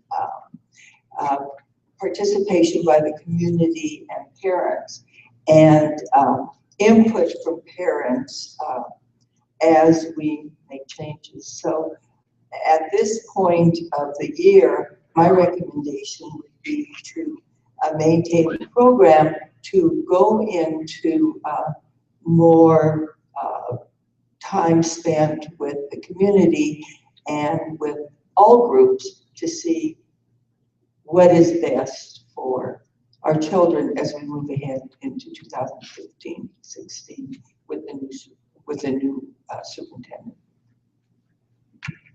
Thank you. Potential action? I'd like to move to table this and not to have action on it, but to discuss this during our study session this summer and spend a few hours, like 2 or 3, and get some more information, maybe a modified schedule if somebody, and of course, Dr. Bodner's information, so we're all up to speed on why we extended it. And so that's, I moved to the table until study session.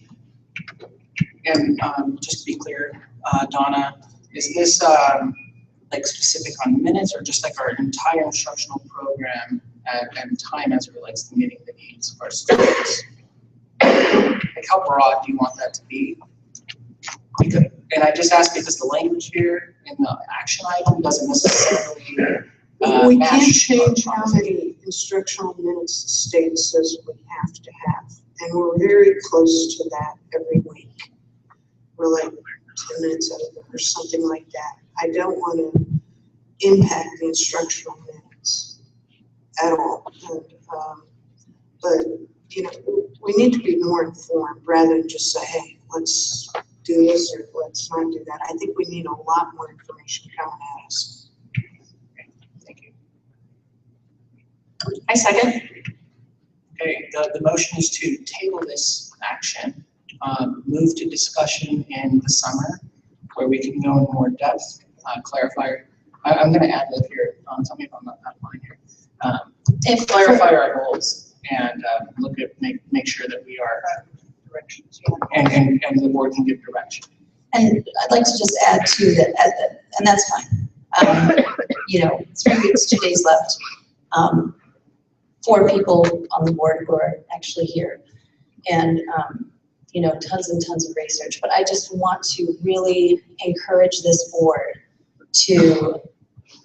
Yeah, I think it's very important to listen to parents, absolutely.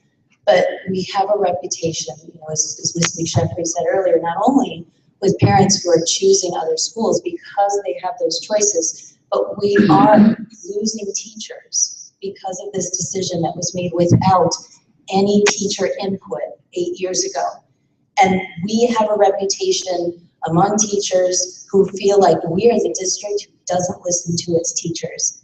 And it's an absolutely 100% frustrating experience day in and day out to feel like you're not listened to, you're not respected, you're not a person who even gets a seat at the table. So I really want to encourage you to not only consider what our families need, but our teachers who have their own families and what they need. I appreciate everybody who, you know, took the time to speak tonight, and I just want us to be mindful from every single angle about this decision. Fair, thank you. Any additional comments before we take action on the motion to table? All those in favor signify by saying aye. Aye. All those opposed, motion passes.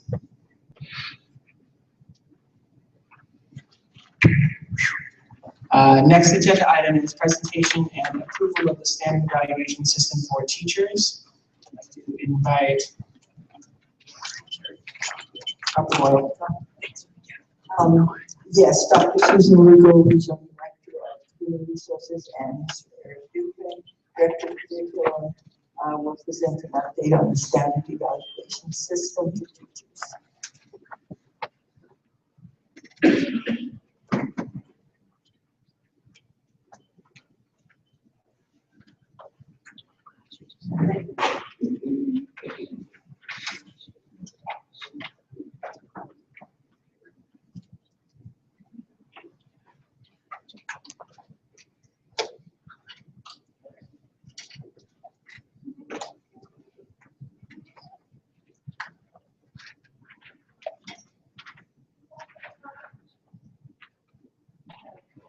Evening, Mr. President, members of the governing board and cabinet.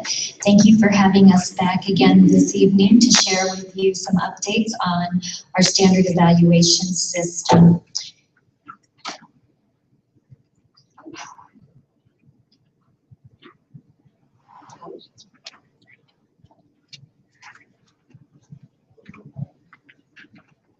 Let me use this thing. Oh, there we go. Okay, so this evening we have put this on the agenda as a possible action item, but really we want to engage in discussion on the changes and the proposed changes for the standard evaluation system. And we're looking to seek approval for our standard evaluation system prior to our teachers leaving for the summer so that they will be able to study and prepare over the summer. So tonight, should the board want to take action, that it is as an action item, but we are prepared not to. We have a few more meetings left. And Dr. Lugo, this would be adopting the evaluation system for next school year. Correct. So given that we haven't started that school year yet, what is the latest we need to make a decision? If we're ready to make a decision tonight, great, but I just want to know the latest because it's not good practice, in my opinion, to start the school year and then come out with the evaluation system much later. We would hope that the governing board prior to the last teacher day, so that would be our next governing board meeting, that we could hear the board and make any final refinements at that time, so that the teachers would be able to leave for the summer knowing what they will be evaluated on in the next school year and how they will be evaluated. Okay, thank you. So just real briefly, to share with you the timeline, I'm not going to go in depth with this, but we started an advisory committee meeting back in 2010 and really studied the new laws that were coming out and getting ahead of the game, making sure that we incorporated between 33 and 50% of our evaluation system with the student performance measures. And the governing board at that time had adopted an alternative timeline for implementation. So our first adoption was in 2012. We made some refinements in 2013. And now hopefully we will be furthering those refinements. Last year we kept with the old standard evaluation system. And I think we have a better product for you this evening.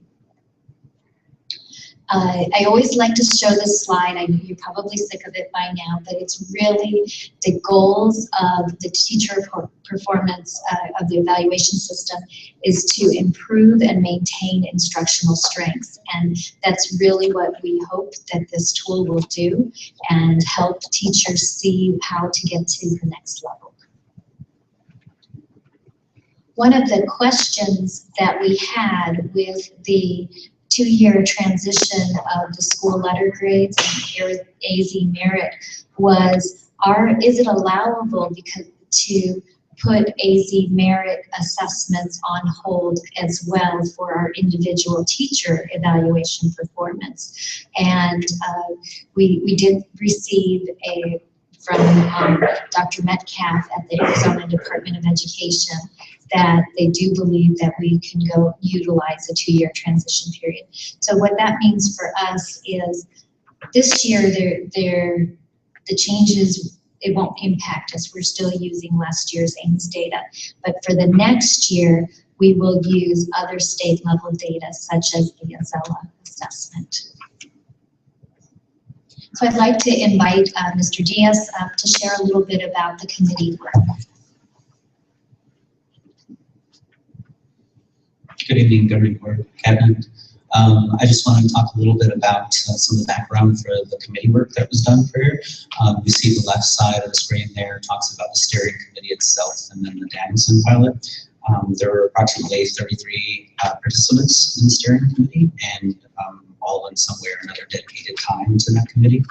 And in addition, there were qualified evaluators that are participants in the Danielson pilot itself. We thought it was important to have a pilot with teachers that volunteered to be a part of it, as well as the evaluators themselves too. So they went through a lot of training to go along with it. It's pretty extensive, and we've had a couple of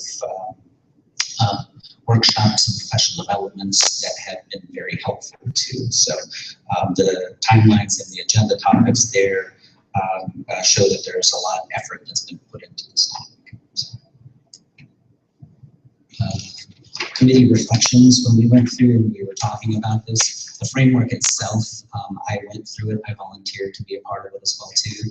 And one of the things that was most helpful for me is that there were a lot of examples within TeachGate that people could go through for videos and see firsthand. We had professional developments where some of those videos were shown, and we had an opportunity to discuss and figure out, what's this, what's that, what's this particular indicator.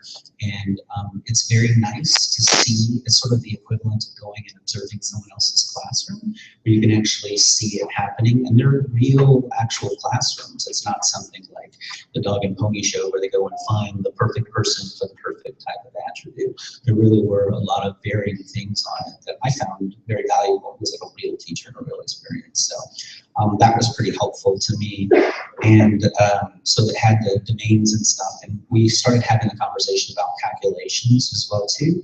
And with a lot of the uncertainties that are going on and stuff, we didn't think it was a good idea to go through and change something right now. But we do think it's an important question to address going forward when we start having conversations about, where are we going to be looking at like a highly effective, or developing, or an ineffective person. So they're definitely important conversations, and there's a lot of back and forth on it. But until there's a little bit more stability with it, we didn't think it was a good idea to move forward with changes to it at this point. So.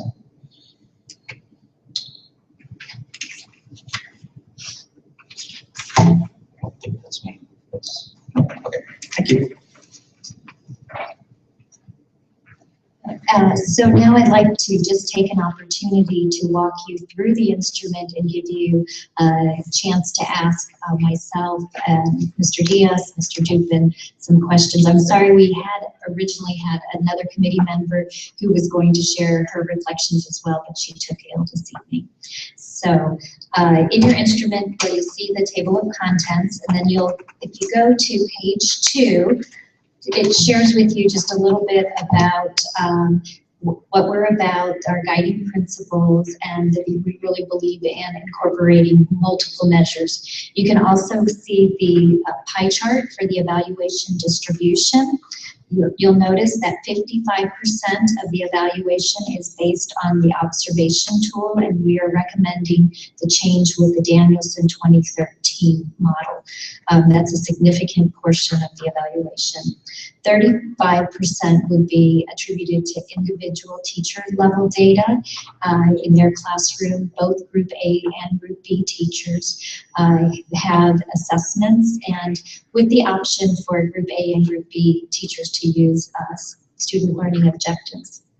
Then on the 10%, that would be attributed to the site level data that is collected both the pre and post test. We have struck out the school letter grades at this time. The next page is. Can I ask a question? So my question is, where, like, you know, the professional obligations, like teachers who start clubs or devote their time in coaching or join committees or things like that, which part of the pie would that fall under?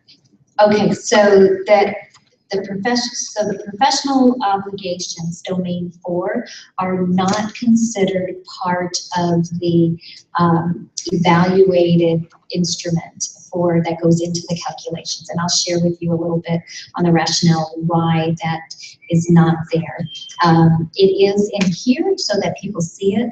There is also a tool for collecting committee work, because in order to receive full pay for performance, there is committee work that's required and 15 hours of professional time, but it is not part of the calculations for the evaluation.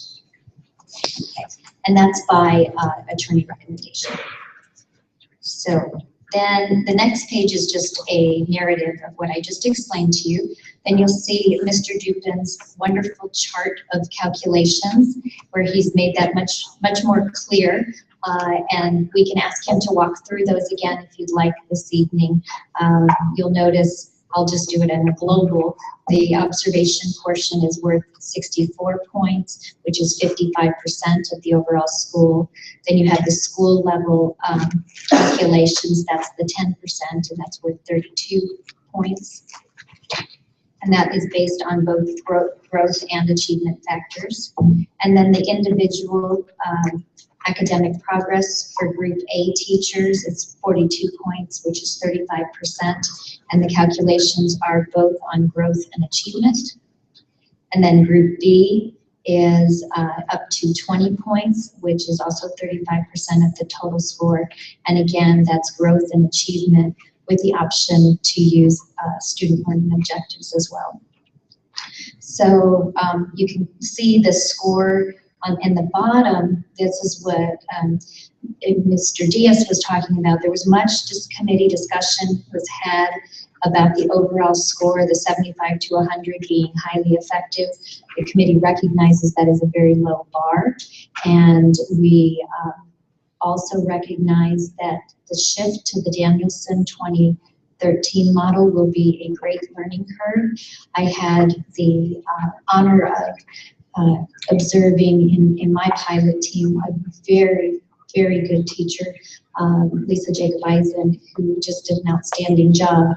And I think through our conversations and our reflections, she realizes that, great teachers live in 3s, and getting 4s are not easy. And, she's pushing on those 4 doors. And it was a really interesting thing to see, because you have clear examples of how you can move towards student facilitated learning and get more out of what's going on in the classroom. So it was very interesting. So that's why you see that low bar. The committee did talk about changing that to a higher standard, but at this time we didn't want to make too many changes, as Mr. Diaz recommended. Then you'll see the next page is just an overview of the different guidelines. So the planning and preparation, classroom environment, and instruction. Those are 3 domains that are calculated into the final calculation of the 64 points. 4.0 professional responsibilities are not part of the calculations, yet teachers will be held accountable for those using our progressive discipline policy. And the issue there is, if teachers aren't being professionals or they're not maintaining accurate records, the progressive discipline allows you to say, you have a verbal warning, I'm going to counsel you on this, then a written warning. Then the next level would be a reprimand, suspension, and could lead to termination. When you put professional responsibilities like this into an evaluation system, you then fall under the guidelines of allowing people the times by statute in order to improve. So what we see sometimes is attendance. Okay, you're on a performance improvement plan for attendance, so then my attendance will be really good for those 45 instructional days. As soon as you're off the plan, then the attendance goes down again, and you got to put them back on the plan. So therefore, it's recommended that we hold teachers accountable to those professional responsibilities in another way than that. The next page hasn't really changed. Those are all our procedures that we've had agreed upon and that are in statute with post-conferences and pre-conferences. And then you'll see a couple of pages with sample informal observation sheets. And those are subject to change. We're still trying to get the flow of what feels right in the classroom. Those are a couple of examples. The next is just a recording sheet. Then I wanted to bring your attention to actually the domains and give you a moment to, if you look at any of the rubrics where you see the page like this, and if you go to a page where there's a proficient level and a distinguished level, you can really see where they have the critical attributes and possible examples. And I'll just give you a moment to kind of look at the information there.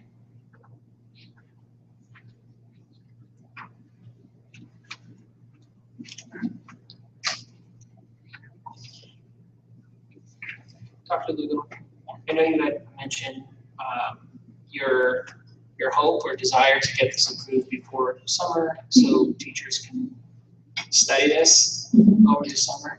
They will. I already have an out-of-state applicant from Pennsylvania who requested that I email it to her. Interesting. And I'm like, it hasn't been adopted yet. So I just emailed her the Danielson framework. Okay. In addition to that, I'd still like to hear how we introduce this formally and how we train staff, new staff, obviously this is new to everyone, on what this looks like, what this means, and alleviate any types of fears that come with new evaluations. Yeah. And the curriculum department, Mr. Dupin, has worked very hard on that and brought that to leadership. So I'm going to defer to him and let him take it today. Good evening once again. So Mr. Diaz talked about TeachScape, and I believe I mentioned it in one of our last conversations about the SES. TeachScape is different from the Danielson framework. So the framework for teaching is the content. TeachScape is a digital professional learning platform that allows observers and teachers to receive training, to get certification in the framework, to be able to conduct valid, reliable evaluations, and so on. We've included TeachScape in our pilot. So all of our qualified evaluators, which are our principals, assistant principals, directors, those who supervise teaching staff, have been going through these professional learning modules and investing between 30 and 60 hours, depending on time needed, to be able to become certified in this framework. So that's happening right now, just to build skill and to learn the content. What that does is it sets up the ability to move to design an appropriate plan of implementation for the district-wide rollout. So what we've done to that end is start to build our calendar of events for next year to really front-load learning time for teachers in the beginning, like Q1. So when teachers come back on contract and then through the first quarter before evaluations begin to be conducted so that they can all be trained in the framework itself. If we are able to move forward, we would like to be able to broaden the use of TeachScape and make it available to all teachers. And it's been used in a variety of districts, both locally and across the nation, to support the implementation of the framework for teaching. It is quite a robust tool, and it has different aspects to it. But what it does do is allow teachers to be able to do something that we've heard people say they want to be able to do all the time, which is engage in ongoing professional learning at their leisure, so to speak. So you can access this from anywhere that you have an internet connection. So you can do it from the comfort of home, from Starbucks, from wherever. And we very much we know that there's strong interest from the teaching community in our district to be able to engage in professional learning this way. So that when Mr. Diaz was talking about the videos and classroom observations, that comes from the DeepScape platform. And it would take us, quite honestly, years to develop that kind of a library using our own local resources, where for a fairly reasonable cost, we can actually employ those services and give teachers the opportunity to start learning now. So making DeepScape available early on before the end of the year, front-loading formal learning during the school year when teachers return on contract, and another key piece is making sure that the training for teachers is actually conducted by the evaluators themselves. According to my contacts at TeachScape, that's one of the most significant contributors to a successful implementation, is making sure that the qualified evaluators are well trained and making sure that they in turn share the training with the people that they will be evaluating. Reason being is because they're cultivating a shared language of instruction, they're cultivating a shared language of excellence through the training process, so that nothing's a surprise when the evaluation itself is conducted. So that's a big consideration. Another piece of our implementation plan will include our instructional leadership team, which are our instructional coaches, student achievement teachers, and Title I facilitators. They're not evaluators, and they don't contribute to the evaluation process, but they are essential to helping our teachers build the competencies and skills that they need to perform at high levels in the classroom. So we are building an institute for those teachers on assignment that would be early in the contract year so that they can learn the framework in depth. They would also have access to the TeachScape tools and then be able to support teachers through the coaching process in their quest for professional competence. So we really are looking to front load this and then support it over time with ongoing coaching and PD classroom support enhanced by the online platform for digital learning.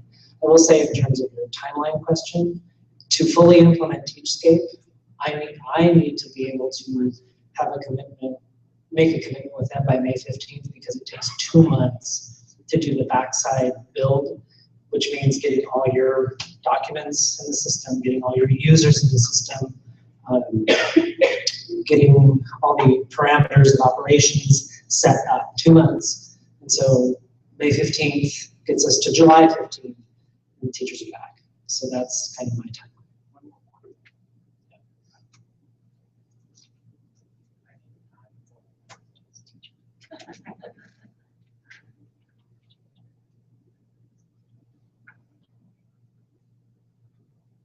So are there any questions for any of us?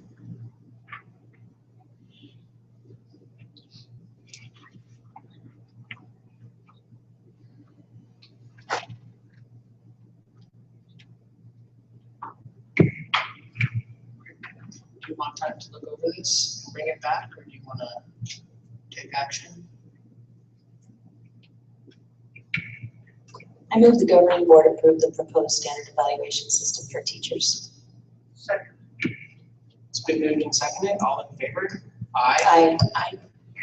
Motion passes.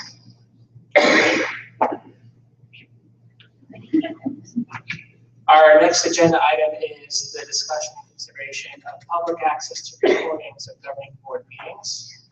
This was brought by Ms. Annette Sexton-Ray. She's not here tonight, but I still like to turn this over to Mr. Scholes to give us information.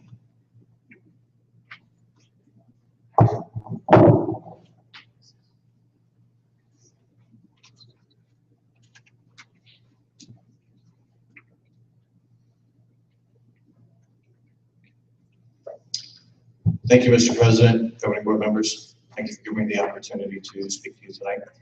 I'm just going to give some points to ponder based upon the audio that is recorded at governing board meetings. Purpose of the audio recordings are as a transcript for the board secretary to do the minutes that you approve each month. In the governing board room, we have what's known as a non-filtered system that goes into the audio recording. Unlike the filtered system you're hearing here, a filtered system filters out background noise, things like that. A non-filtered system, such as what we've got in the governing board that goes directly to her recording, picks up everything, including sidebar conversations, a whisper to tell somebody I'm going to the bathroom. It picks up everything so that she can do the minutes and to ensure that she doesn't lose anything. I'm real concerned with the context of an audio, not in context with video or visuals. So listening to an audio tape or an audio recording without a PowerPoint, without knowing what page on that PowerPoint you are, and not being discriminatory, but with having 4 females on the governing board that you may not be able to tell the difference between one or the other, it could cause some misunderstanding, some misconception. Local storage requirements. It wouldn't go on the open web because, again, it would not be within context having to do with your agenda or minutes. So it would go on board docs. Currently, we have to store these audio tapes for 2 years. If it goes onto board docs, it becomes an official part of your minutes and an official part of your agenda, which means it is kept indefinitely. Those are the requirements of the state libraries. The other issue is interaction with the community. Is it going to get us interaction with the community? Mr. Diaz and the CEA have done video recordings for going on a little over 2 years now, James? 3. The average views have been less than 3. We've had some issues that have come up where people have watched it more often. Could be. But at the same time, without the context, and what I believe is the most important piece is without the context of where you're at in the meeting, the presentation being given, the individual asking questions or making comments, I'm real concerned with misunderstanding and misconception. And those things I think you should take into consideration before you make a decision. Questions? Currently, if I'm Josephine community and I walk in the district office and I ask Hilda, I can listen to an audio recording at this point on the board meeting, can I not? Yes, you can, and you can actually do a public information request, and within 24 hours we'll have a copy of the CD. So somebody is really interested, you know, almost obsessive about this, they can get it anyway. Yes, ma'am. And in fact, Mr. Diaz has requested it on what, two occasions, and within 24 hours we've made CDs and given them. I'm sorry? Public information request, you can ask for anything in the district, and pretty much we have to give it. Right, so this would be redundant. So this would be redundant. I'm not sure it would meet a redundancy issue, but it is available upon request at any time. No, I mean, if we did an audio recording, put it on board docs, that would be somewhat redundant, correct? It would, because the recording itself is actually utilized by the board secretary, who does a really good job of putting the minutes together based upon that audio. And the audio is covered completely within her minutes, so I'm not sure. So what would happen then, I'm guessing, right, if we take action on this tonight, would be that there would be a page set aside on, you know, like a link on the website so that people could click and have a digital audio recording? No, in actuality, we would put it on board docs so that you would have at least some context. If you put it on a website, there's absolutely no context, no agenda, no nothing. So you would need to put it on board docs so that they can look at the documents of agenda, minutes, as well as a PowerPoint presentations, and perhaps be able to tie it together. You're just not going to know where within that PowerPoint presentation were they, what page are they on, and so forth. And unfortunately, since it's on board docs and becomes an approval process on you, it would become an indefinite storage item because it becomes officially part of your minutes. Is there any cost related to that? No. What about when you describe the filtered versus unfiltered, I would love, sorry, I know we don't have a lot of money, but I do believe in having more free access to this information. I know it was I watched those videos for the 21 months I was off the board. I won't say I enjoyed them, but it would have been better to have like a transcript that I could just read. But that's not even something we're discussing. And I know you have given some recommendations to the board or some ideas on how much it might cost to outfit the governing board to record it and all that. The question about 18 is, months ago. yeah, it was a while ago. The question is on this filtered versus unfiltered, like what does that cost to get the filtered type of recordings that would make you feel more comfortable about sharing this? This is up to you. Okay. I'm not the one on the microphone. But the whole issue is we really can't filter it because if she misses something, she misses it out of the minutes. She still stores that and it's kept private unless a public information request comes in. It's making it open to the public on a public website is where I want you to take that into consideration before you make a decision. I think just a couple issues. I mean, I'm in the video business, so I feel like I actually watch the videos also. And so I appreciate you videotaping, James. But so I appreciate having the videos to watch, and I'm all for transparency. What concerns me about doing audio only is that you lose part of what the message is. Body language says something, and you're absolutely right. If you don't know who we are, you have no idea who's speaking. We don't introduce ourselves each time we speak. You have no idea if someone has left the room for 5 or 10 minutes. There's a lot of things, and from a practical standpoint, it's going to be really hard to keep up if you don't have a PowerPoint that you are able to follow when you're giving a PowerPoint presentation. It's just a lot of information that's missing. So I would rather find a way, if CEA is not planning on doing this in the future anymore, I'd rather find a way that we can have it videotaped than audio. It would keep things more in context.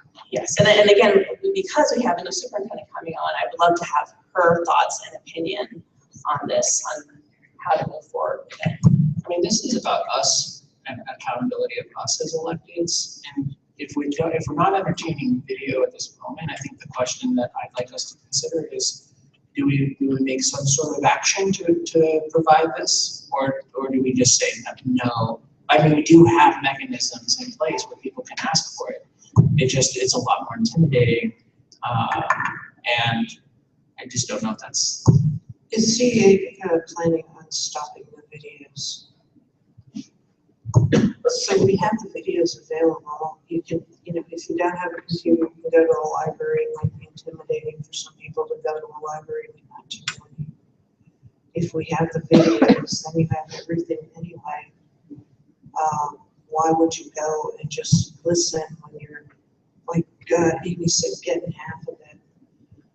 You don't have the body language. If I say something that's supposed to be funny, somebody might think I'm totally out of context or something like that. Jokes fall flat. Sarcasm is not an option, and various other things without body language and seeing. If CEA is still planning to do the video, this will be totally extra, and I don't think it would be that great of a medium. And if I may, I had this conversation with Hilda. There were some issues that she had brought up earlier about the fact that even she has difficulty sometimes telling the difference between one person and another. Am I correct? And can you give us an idea of things that you hear on the? Maybe not. You meant it, but Okay.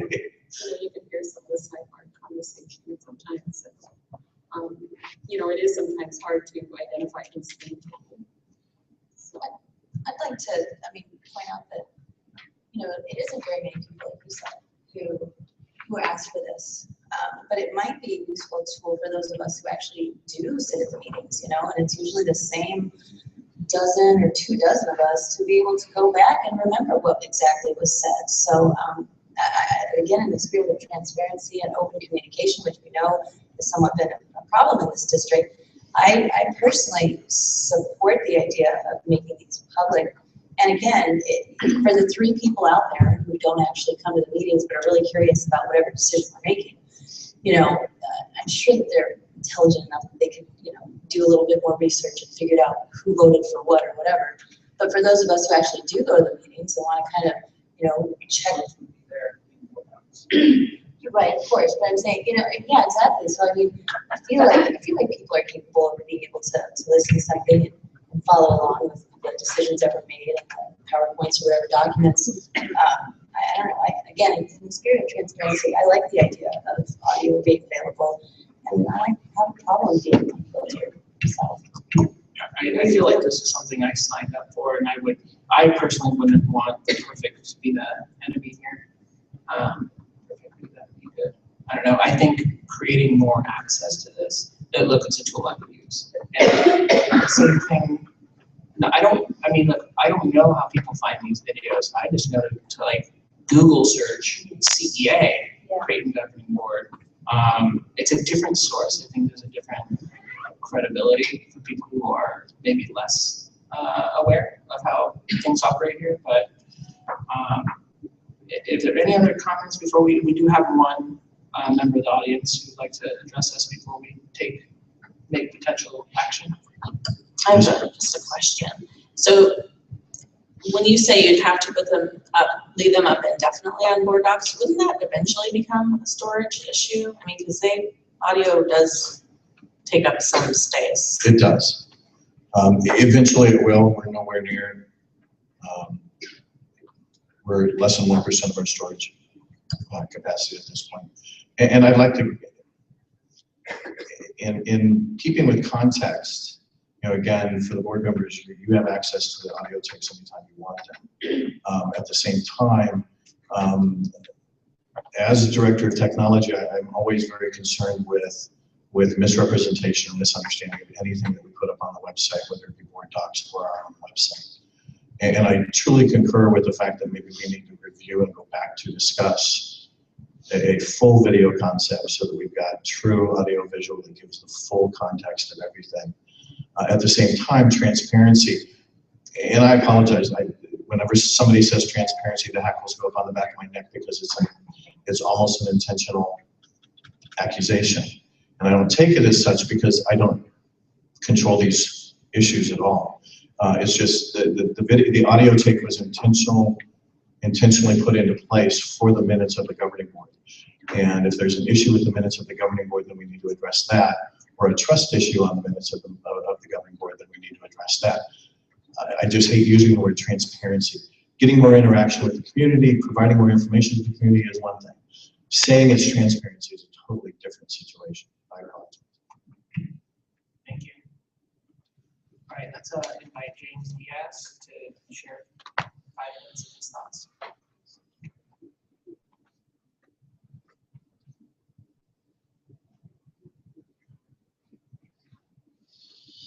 Hi, good evening. I don't envy your role. You have to go through and figure out different ways, and deal with contentious issues, and listen to all the different types of stakeholders, and try the best you can to ultimately come up with a decision about what you feel is going to be the best decision. When Mr. Schultz and I talked about this, because we had a great little conversation about this, my intention in trying to bring this up was to look for as many opportunities as we possibly can to engage. And also, I mean, I don't define being transparent the way that he does, but I think that it's important to go through and try to be as open as you possibly can. And the reason being is you go through and sometimes people say, well, I did this, I did that, I went through and I did this, and I was trying to be as open and engaging as possible, but nobody showed up. Nobody gave their input. There were no community members there. I think for me, what you really have to focus on is not necessarily what you're doing, but why is it that people aren't engaging? Now, what is it that is not happening? Is it the person who is presenting? Is it the message that you use? What is it? Why is it that some stakeholders are not engaging? And if you start the conversation with that aspect, I think it definitely turns it around in a way that is unique and is probably going to be more beneficial. I like CBA. I think CEA is an important thing, but I think it's also an important, it's important for us as the teacher association, as the classified association, as the administrative association as well too. We represent everybody. I think that we have a valid place at the table.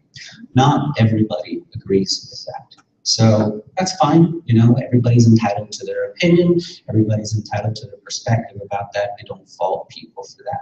But I think that it's disingenuous for me to go through and say, I speak for this person or I speak for everybody. Anybody who's telling you I speak for everybody, I'd question them because nobody speaks for everybody. So for me, it was important to try to look for an avenue to have this be separated from CEA and have it be in an area and a place where it is open to everybody. So if you don't like CEA or you don't want to get your information from there, you can get it from another place. Is this going to attract 500,000 people? Probably not. But it's one step to go through and offer an opportunity to engage in people. And it's one step to go through and offer an opportunity for people to go through and have their voices be heard. And that's really where it comes down to for me. If this is not the right way to approach it, then I would respectfully request that you find some way to do it. We enjoy it. Going through and doing the videotapes, have no problem. I don't know how long we'll be able to do that. I don't know. I can't make that guarantee. So, and quite honestly, I'm not quite convinced that it's our role to do something like that. It's our role to go and help people out and to ask people to provide their opinion and ask people to go through and speak up at things. But I'm not convinced that it's our role to take on something that I kind of feel is the district's role. That's my personal opinion. Thank you. Thank you. Action. I move the governing board get public access to the audio recordings of governing board meetings. I second. All in favor signify by saying aye. Aye. All opposed? Nay. Motion fails. Our next agenda item is governing board will discuss and may consider approving a superintendent contract to Dr. Donna Lewis. Before we make a motion, is there any discussion? I'll start. I'll just share I'm helping this go through. I'm really excited about everything that Donna Lewis represents and everything that I think she'll bring to this district. I think she's the right fit. I know we came to unanimous decision on her as the right choice. I hope that means we're there with the contract as well. But I strongly endorse us moving forward. I move the governing board approve to offer a superintendent contract to Dr. Donna Lewis beginning July 1st, 2015. Second. It's been moved and seconded. All in favor signify by saying aye. Aye. Motion passes. Legislative and political report. No news is good news. Future agenda items.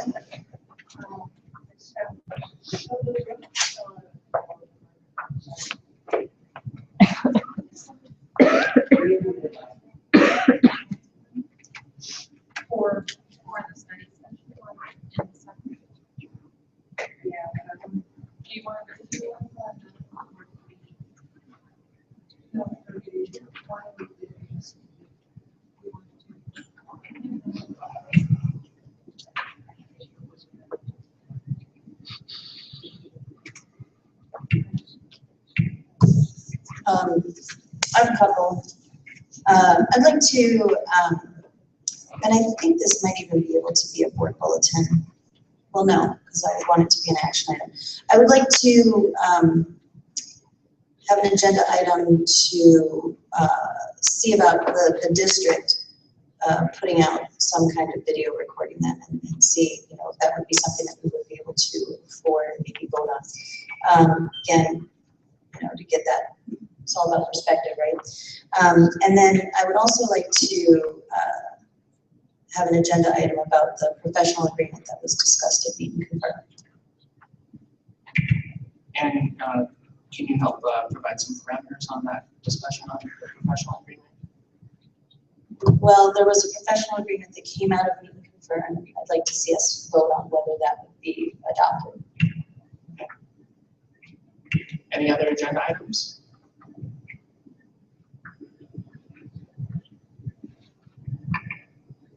Okay, great. I move to adjourn. All in favor? Aye. Meeting adjourned at 9:18.